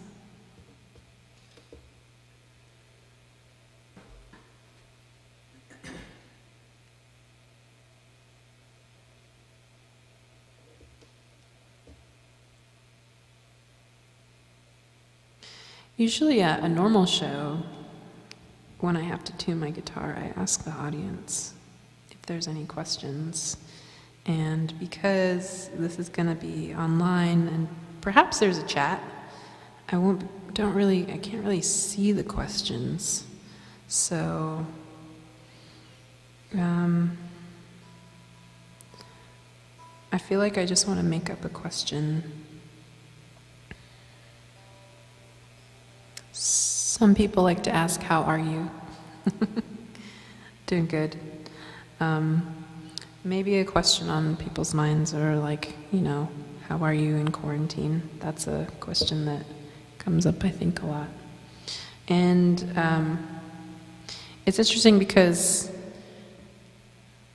me and Camus haven't played a show since quarantine. This is like the first kind of show that we are, time we're playing together.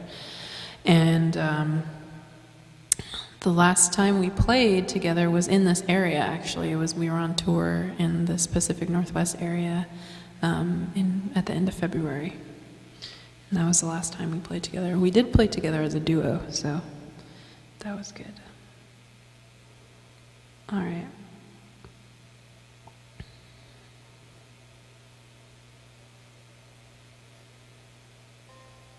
Okay.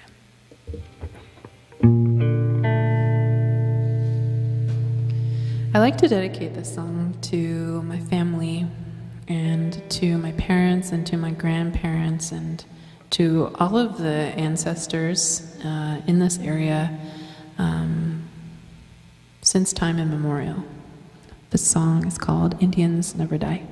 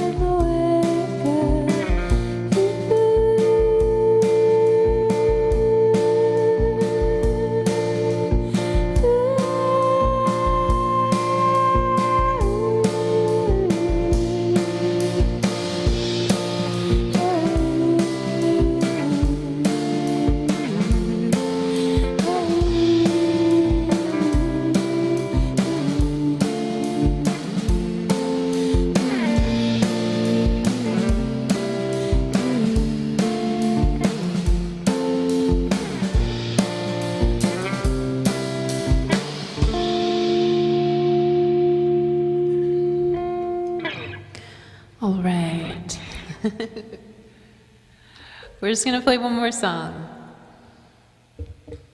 Thank you again for having us be a part of this festival.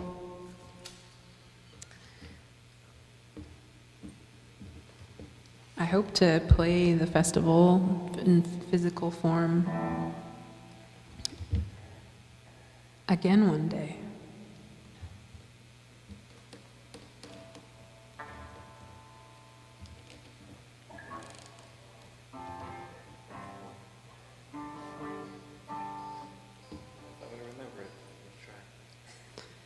This song once. It's 4 chords. I think it'll be good. We're trying to figure out like what songs to play, and then learning some new songs on different various forms. Yeah.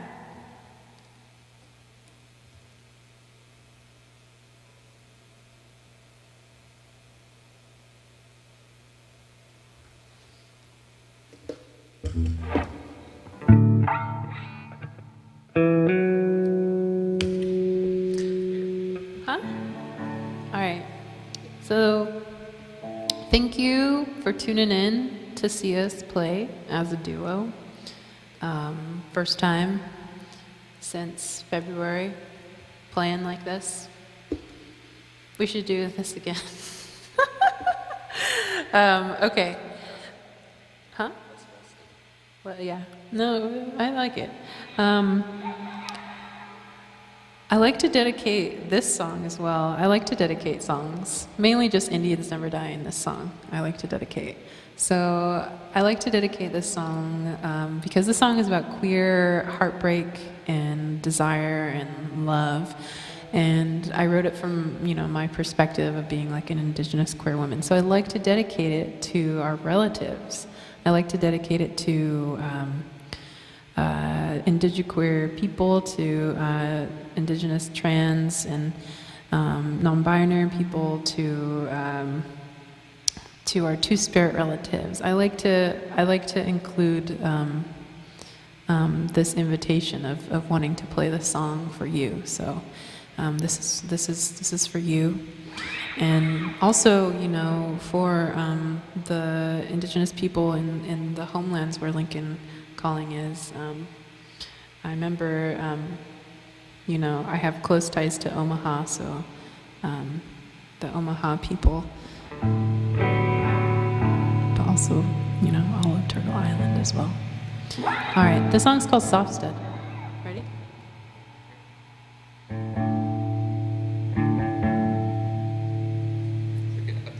Oh, okay, so I'll play it the first thing with you. Yeah. 1, 2, 3, 4.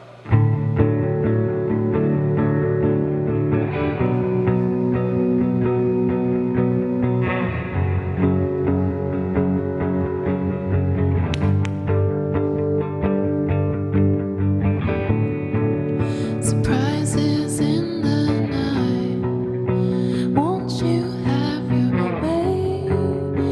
Open up the door, I see. I know you're taken.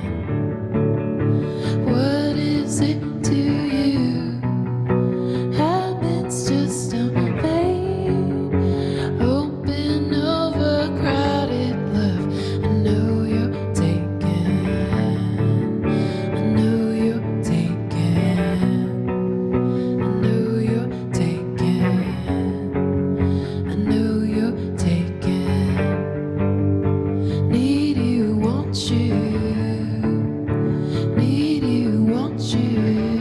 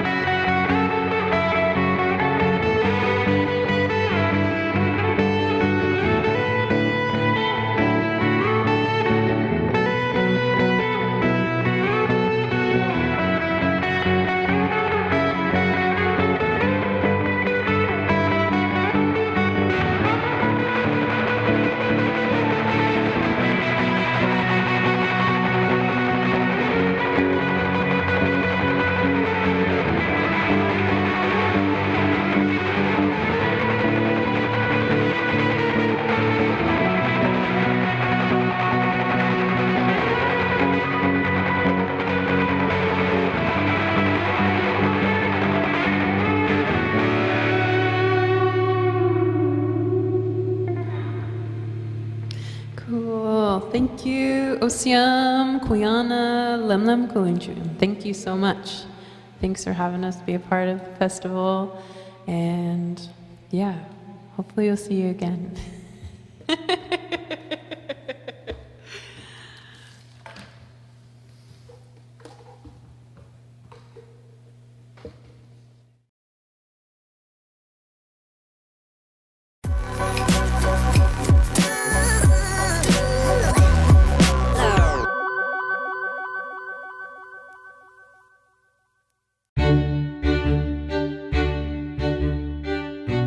What powers Lincoln? Well, for starters, many of you.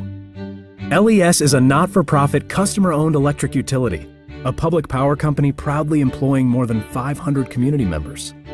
It doesn't get much more local than that.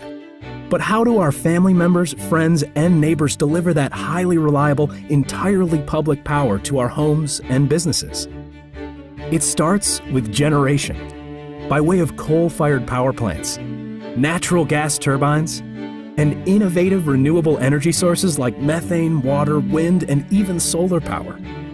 This balance of resources generates the energy that powers our everyday. Transmission lines act as electricity's trusted middleman. 300 miles of these high-voltage lines stream reliable power to substations throughout the Lincoln area. Substations decrease electricity's voltage, preparing it for distribution within a local region.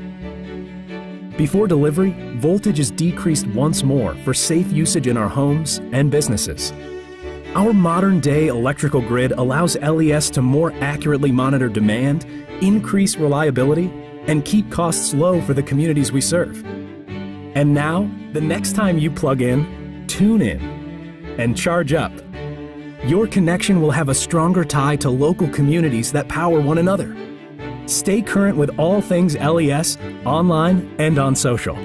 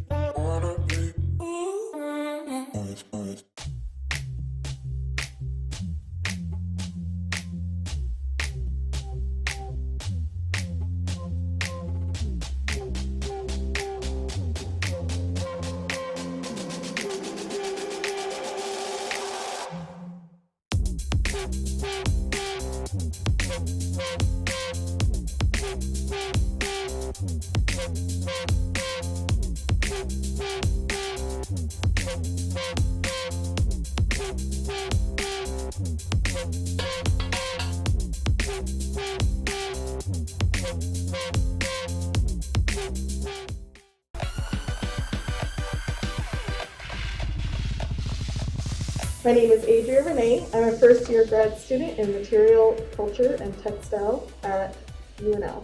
My design work centers mostly on what I call geek couture.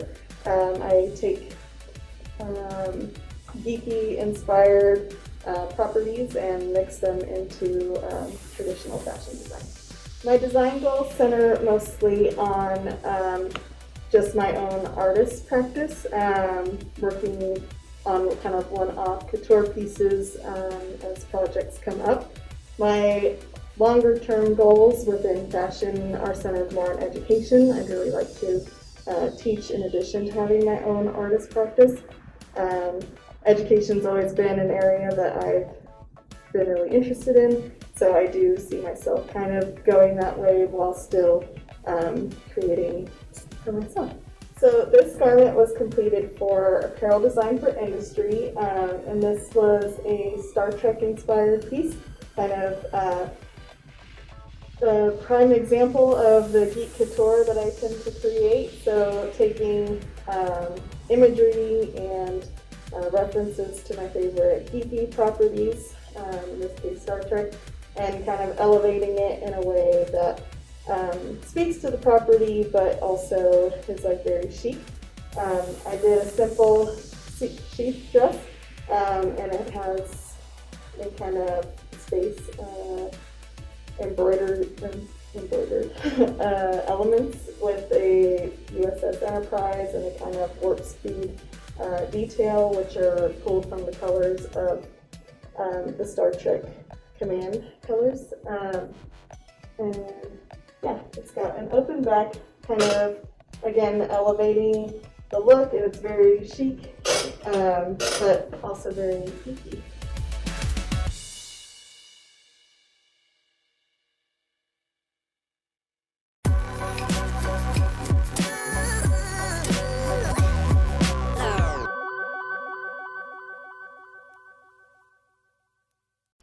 Staying home?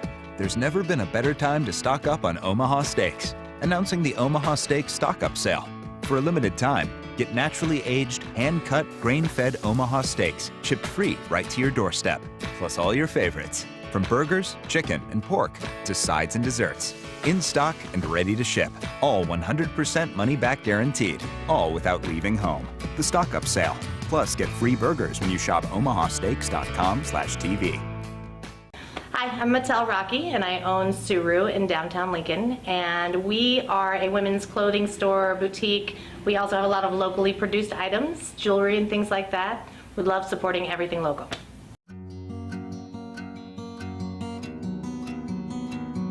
"2020 has probably been the strangest year. It's our 13th year in business, so it's our lucky number 13, and that seems really fitting with 2020. And we've learned a lot this year. We've gone a lot online. We now have our store almost fully online, which is hard to do. We have a lot of one-of-a-kind pieces. So I would say that the pandemic has been difficult. It's hard for me not to see my customers. The more you can shop local, the more you can get in and support your local businesses, the more this community will continue through all of this. So it's not just coming into my store, but it's also supporting all of the local restaurants around, all the local bars that you can, and all of the other local shops. I feel like the comeback is going to be greater than anything because we are so ready for it. I mean, everyone's so excited and ready to support and get out there. Every time I see any of the other business owners down here, I just laugh. I'm like, when this is over, we are having the biggest party down here ever. We are ready to just open it up and just have as much fun as we possibly can.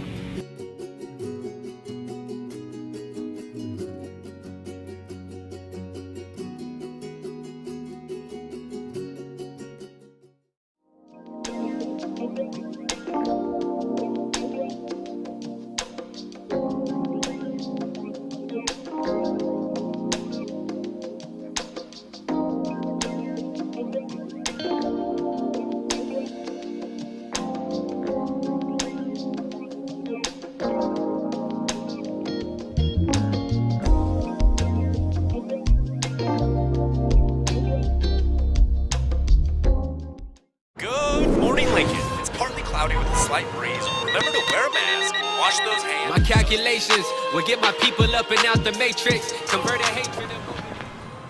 I wear a mask. I wear a mask. I wear a mask. To teach Lincoln's youth. To restore the heartbeat of my city. To be a role model for my generation. To protect my coworkers. To keep my family healthy. Because together.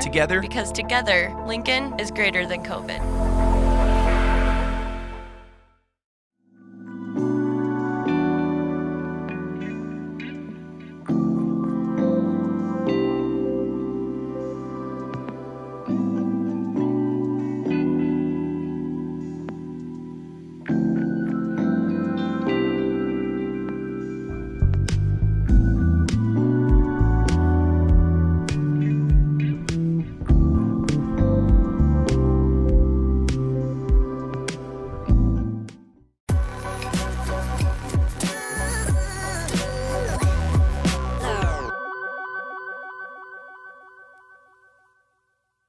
AfroCon.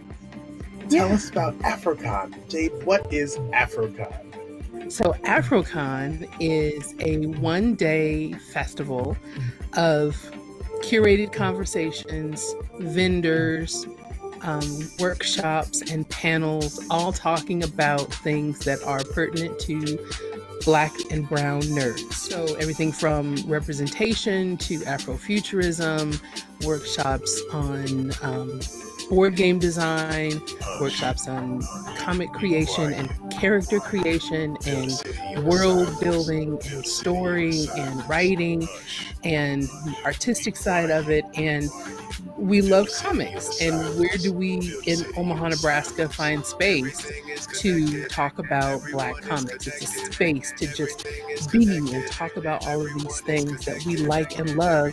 And not everybody is comfortable having those conversations outside of their community. So it's building that community. That's what AfroCon is really about. But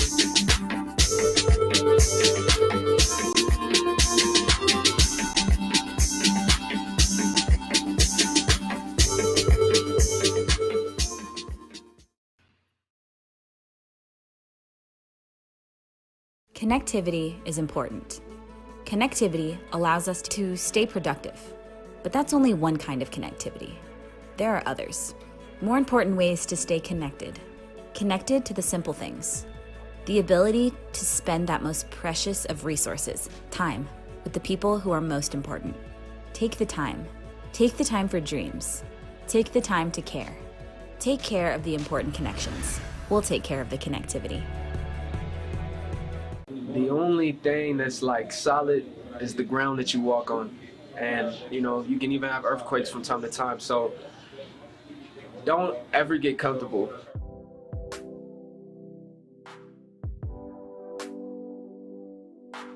My name is Hakeem. I'm the owner of Corn Coast Company. My business has a barbershop, a clothing store, and it's also the home of my recording studio. So I kind of merged all of my passions and dreams into one facility. Things can be smooth sailing for decades, you know what I'm saying? But something like COVID really made me reevaluate, like, you know, what's your plan in action if something like this comes again, and what if something like this comes again and it lasts longer? Are you ready for that? And one of the most, you know, important things you could give, you know, a artist or a creative is just time. So that gave me time to just work on clothes, improve that. It also gave me time to refine my album. It hurt, you know, a little bit financially, but it was nothing, you know, none of my barbers or anybody at the facility couldn't handle. You know, minor setback for a major comeback, as they say. Make sure you create your life around you how you want to live it on a daily basis. That's what I was saying. So, awesome. Strive to do that.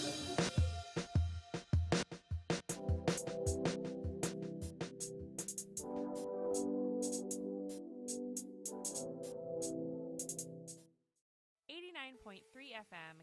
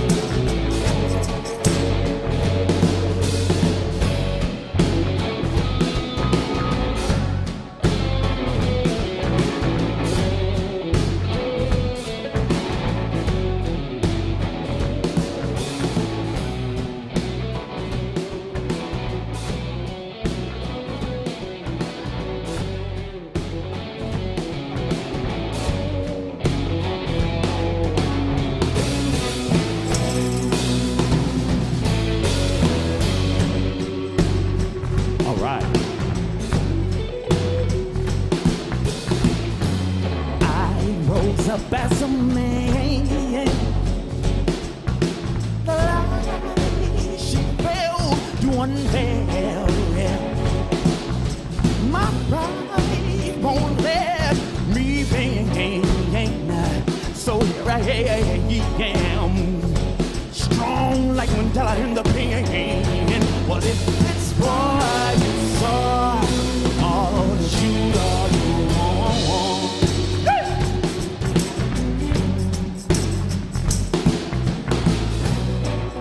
Been offended, so let's not pretend that you love me. No, alright. No longer your head down there. Never again will you hurt me. I'm gone. So hey, tell them no favor. Hey. Oh, oh, oh. Tell them you made me to the man I am. Like a tide on the shore, I'm sure you'll get yours coming your way. They'll stand there and watch you drowning.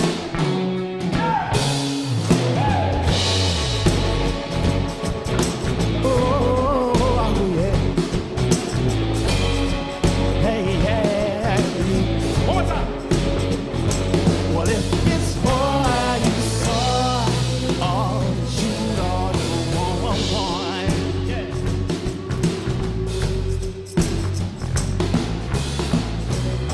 I've been offended, so let's not pretend that you love me. No, I won't, alright. No longer your head down me. Never again will you hurt me. I'm gone, I'm gone, I'm gone.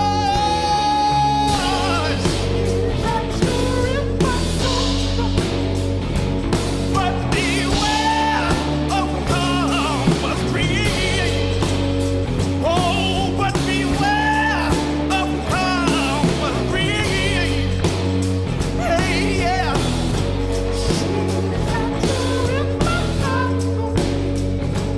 But beware of karma's greed. Oh, but beware of karma's greed. Oh, the greed. Yeah. Tell them you're faithful. Hey, yeah, yeah. Oh, tell them you made me the man I am. Like the tide on the shore, I'm sure yours coming your way. They'll stand there and watch you drowning. Tell them you're faithful. Whoa, whoa, whoa, whoa. Tell them you made me to the man I am. Like a tide on the shore, I'm sure yours coming your way. They'll stand there and watch you drown.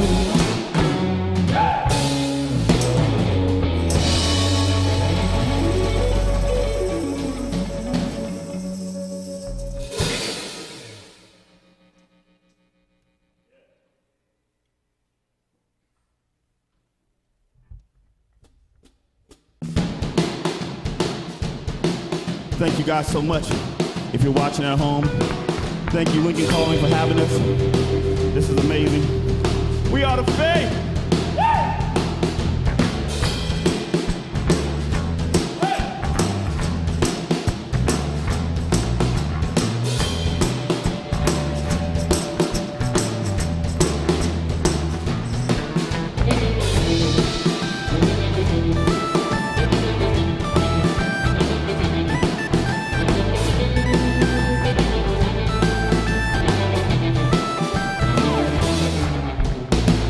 I'm on the road, see, for some fine souls. Drown me in whiskey, and I'll shine gold. I don't give a damn what they assume. Yeah. See, these pops done taught me to be mindful, and mama raised me as a railroad.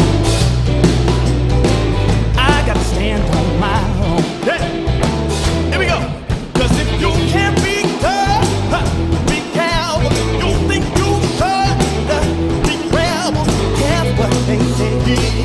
Let's play this game show. Yeah. Ooh, I done seen it all at the last road. I've been through it all at the struggle. I'll never let them bring me down. Yeah. 'Cause I know what you're thinking, baby, and my heart broke. Am I devastated by the sorrow? And I'm gonna play this game true. Yeah. Here we go. 'Cause if you can't be good, be careful if you think you should. Be careful, yeah, but they say let's play this game true. All the heart. Now if you can't be good, be careful if you think you should. Be careful, yeah, what they say. Well, let's play this game true. Let's go, little.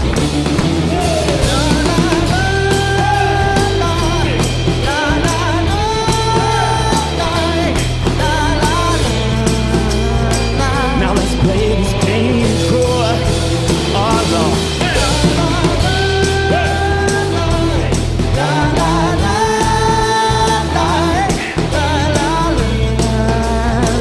Now let's play this game true. Yeah.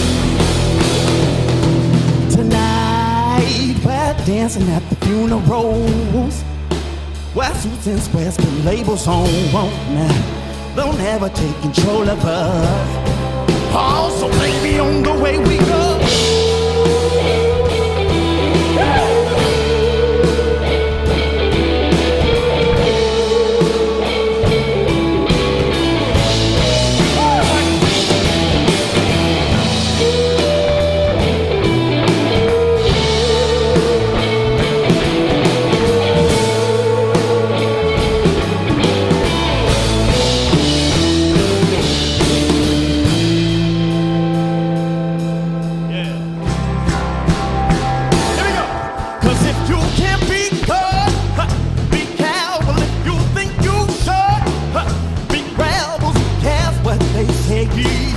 Let's play this game true. Heart to heart. Now if you can't be good, be careful if you think you should. Be careful, who cares what they say? Well, let's play this game true. One time.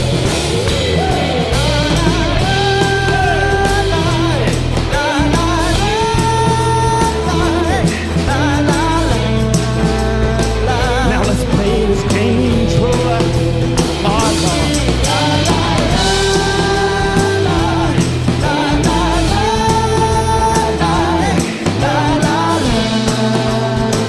Now let's play this game true. Yeah.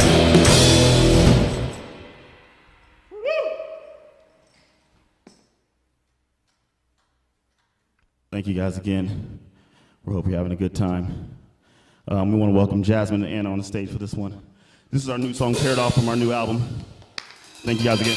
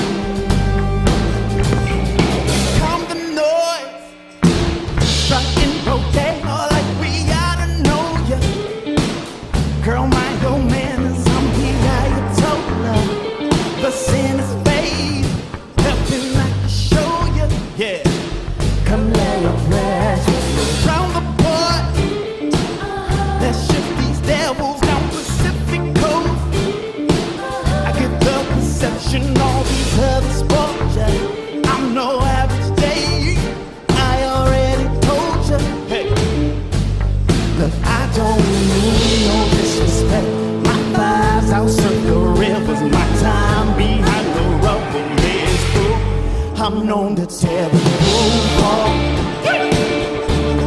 strut the tank of gasoline.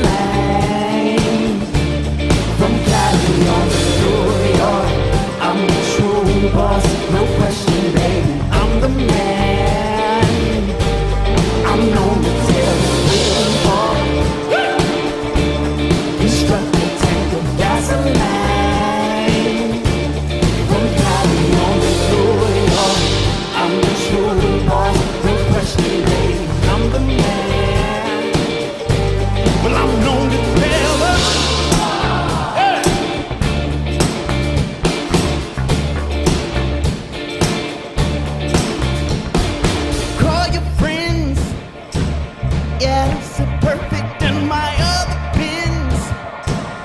Bet there's more cash where that came from. Mad 'cause they can't stop. Right, try to win. Or lay your hands where you want to. Endorse the feel loose. Let's drive your issue. I'm known to tell the room for. You struck the tank of gasoline. From Cali on to New York, I'm the true boss. No question, baby, I'm the man. I'm known to tell the room for. You struck the tank of gasoline. From Cali on to New York, I'm the true boss. No question, baby, I'm the man. Well, I'm known to tell the baby, I just thought y'all knew. I come from the sun and the moon. I ain't nothing like these two. I can paint your green grass blue. I ain't nothing like these two. Hey, I can paint your green grass blue. Hey, lay your hands where you want to. Let's top these off and get. See, I'm known to tell the room for. You struck the tank of gasoline. From Cali on to New York, I'm the true boss. No question, baby, I'm the man. I'm known to tell the room for. You struck the tank of gasoline. From Cali on to New York, I'm the true boss. No question, baby, I'm the man. Well, I'm known to tell her.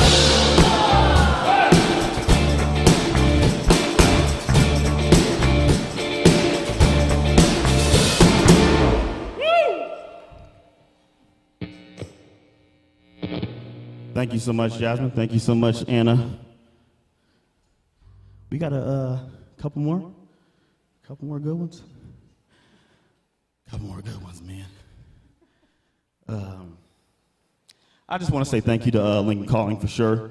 First and foremost, having us join this monumental event here in town. That's always dope. I always got to thank Matthew Wagner of Turbine Flats, man. In this beautiful venue, if you guys can't see this. And I also want to thank Ether and crew and all that good stuff, man. This is a hell of a set here, so thank you for that.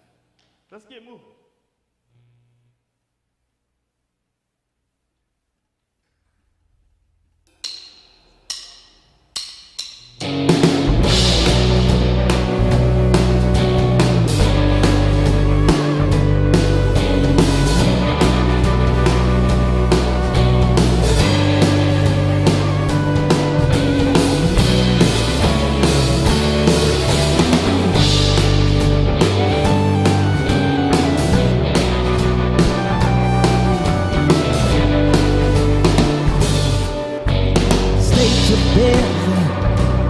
What's the problem? Isn't this exactly what you wanted? Ain't that why you chose them? Hey, yeah. Look at here. I'm not trying to wreck your world, but damn if I'm the hunted. A gun without the hunter. No, baby. Now you gon' rage a river with all those crocodile tears. They pay to throw you over. I'd simply volunteer. Headed to deeper water. I need you far from here. Headed to deeper waters.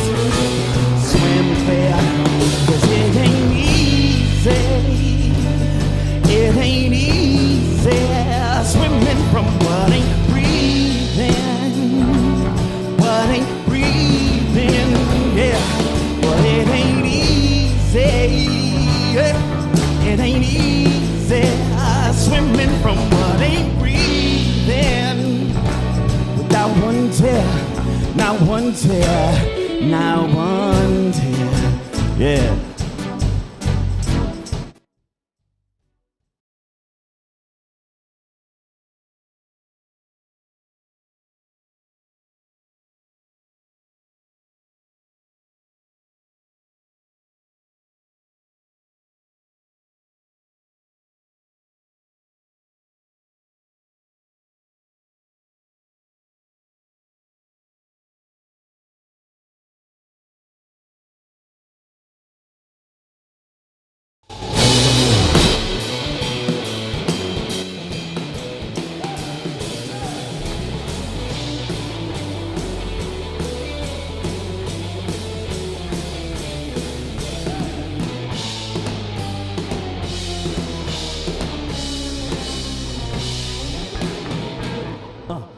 I got this thing in Venice. She keeps it soft to touch. I get it all whenever.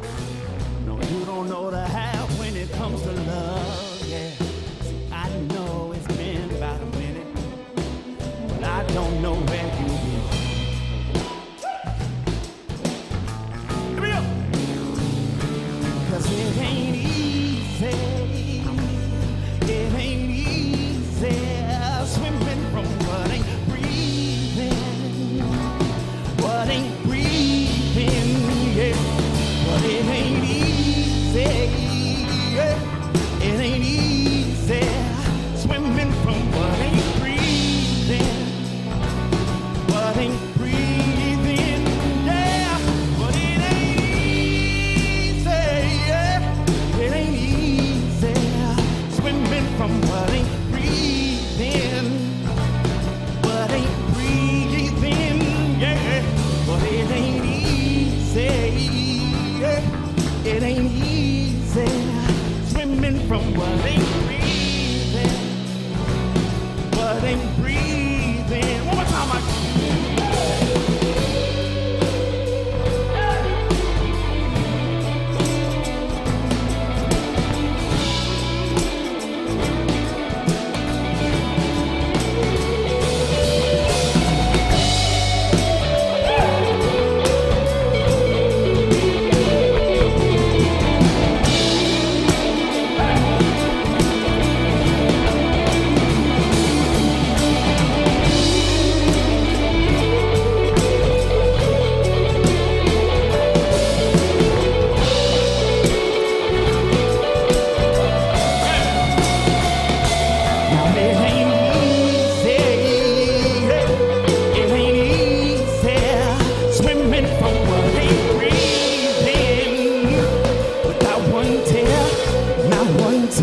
Not a goddamn tear.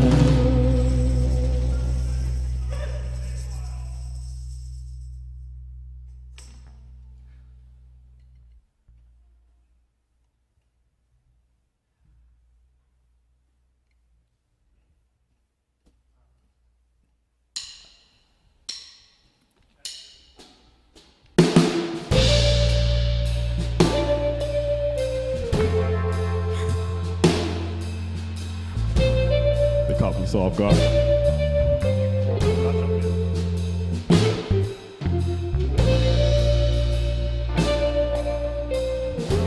This one's called The Lone Wolf.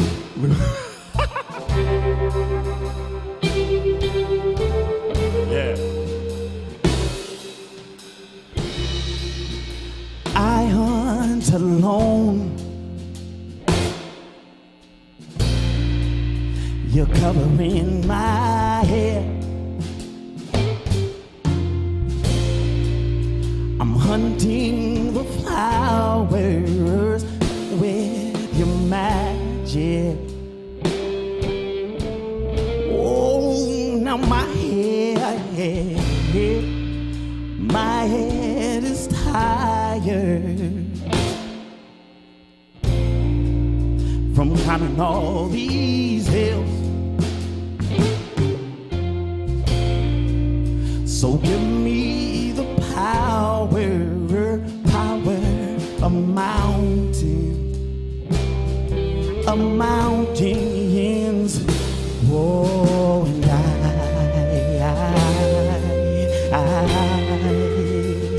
will drown these eyes. So just me and my soul, just me and my soul.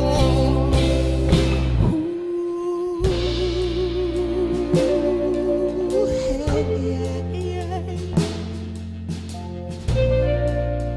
hey, oh, oh, oh.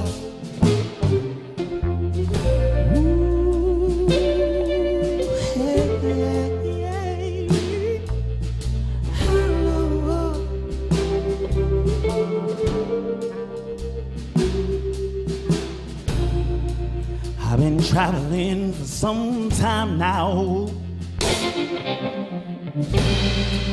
and I'm tired of being on this road. Oh, well, I'm so tired of feeling so alone. Oh, but it's all I know. It's all I know. Yeah, yeah, and I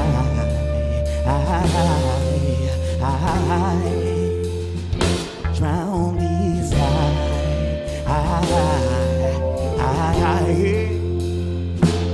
So just me and my soul, just me and my soul.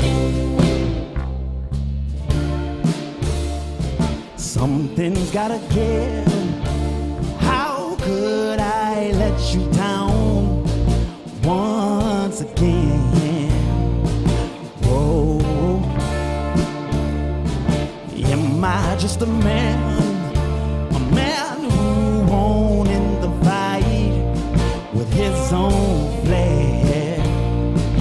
Whoa, but when you love someone, yeah,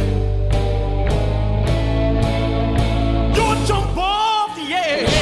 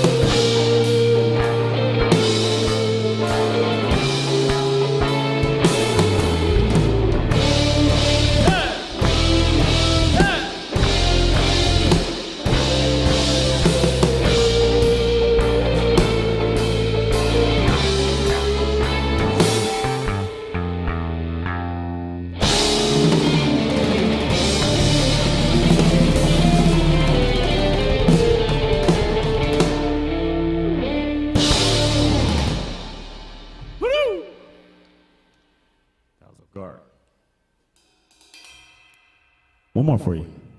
Contender. Thank you guys. Hope you're enjoying this. Hope you're having a good time like Michael is. John, and my good friend Alex, and also my good friend Ludwig.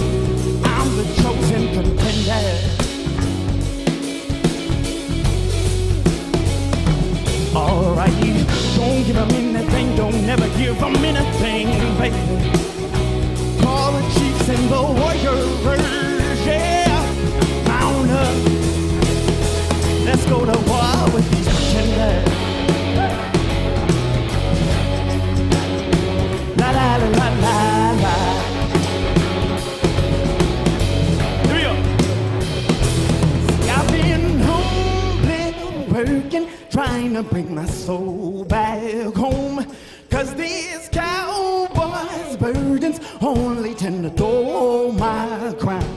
And see, there's gonna be doubters always trying to bring you down. Well, they don't know. They don't know I'm the chosen one.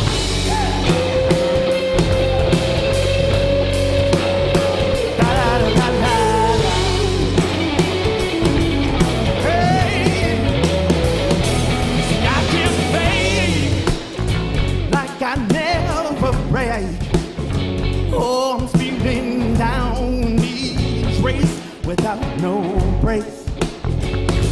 Still I held great to my wounded faith.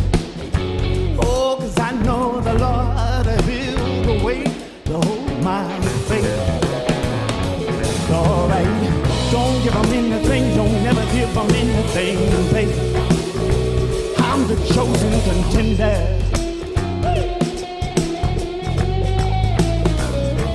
All right, don't give them anything, don't never give them anything, baby. All the chiefs and the warriors, yeah, mount up. See, I've been humbly working, trying to bring my soul back home, 'cause these cowboys' burdens only tend to dull my crown. And see, there's gonna be doubters always trying to bring you down. Well, they don't know.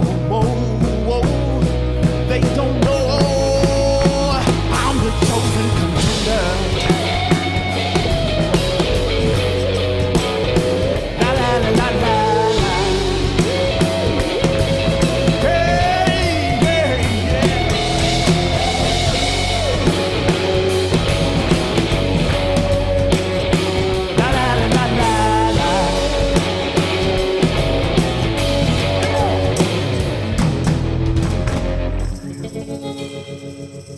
Thank you guys so much for watching. We are the best.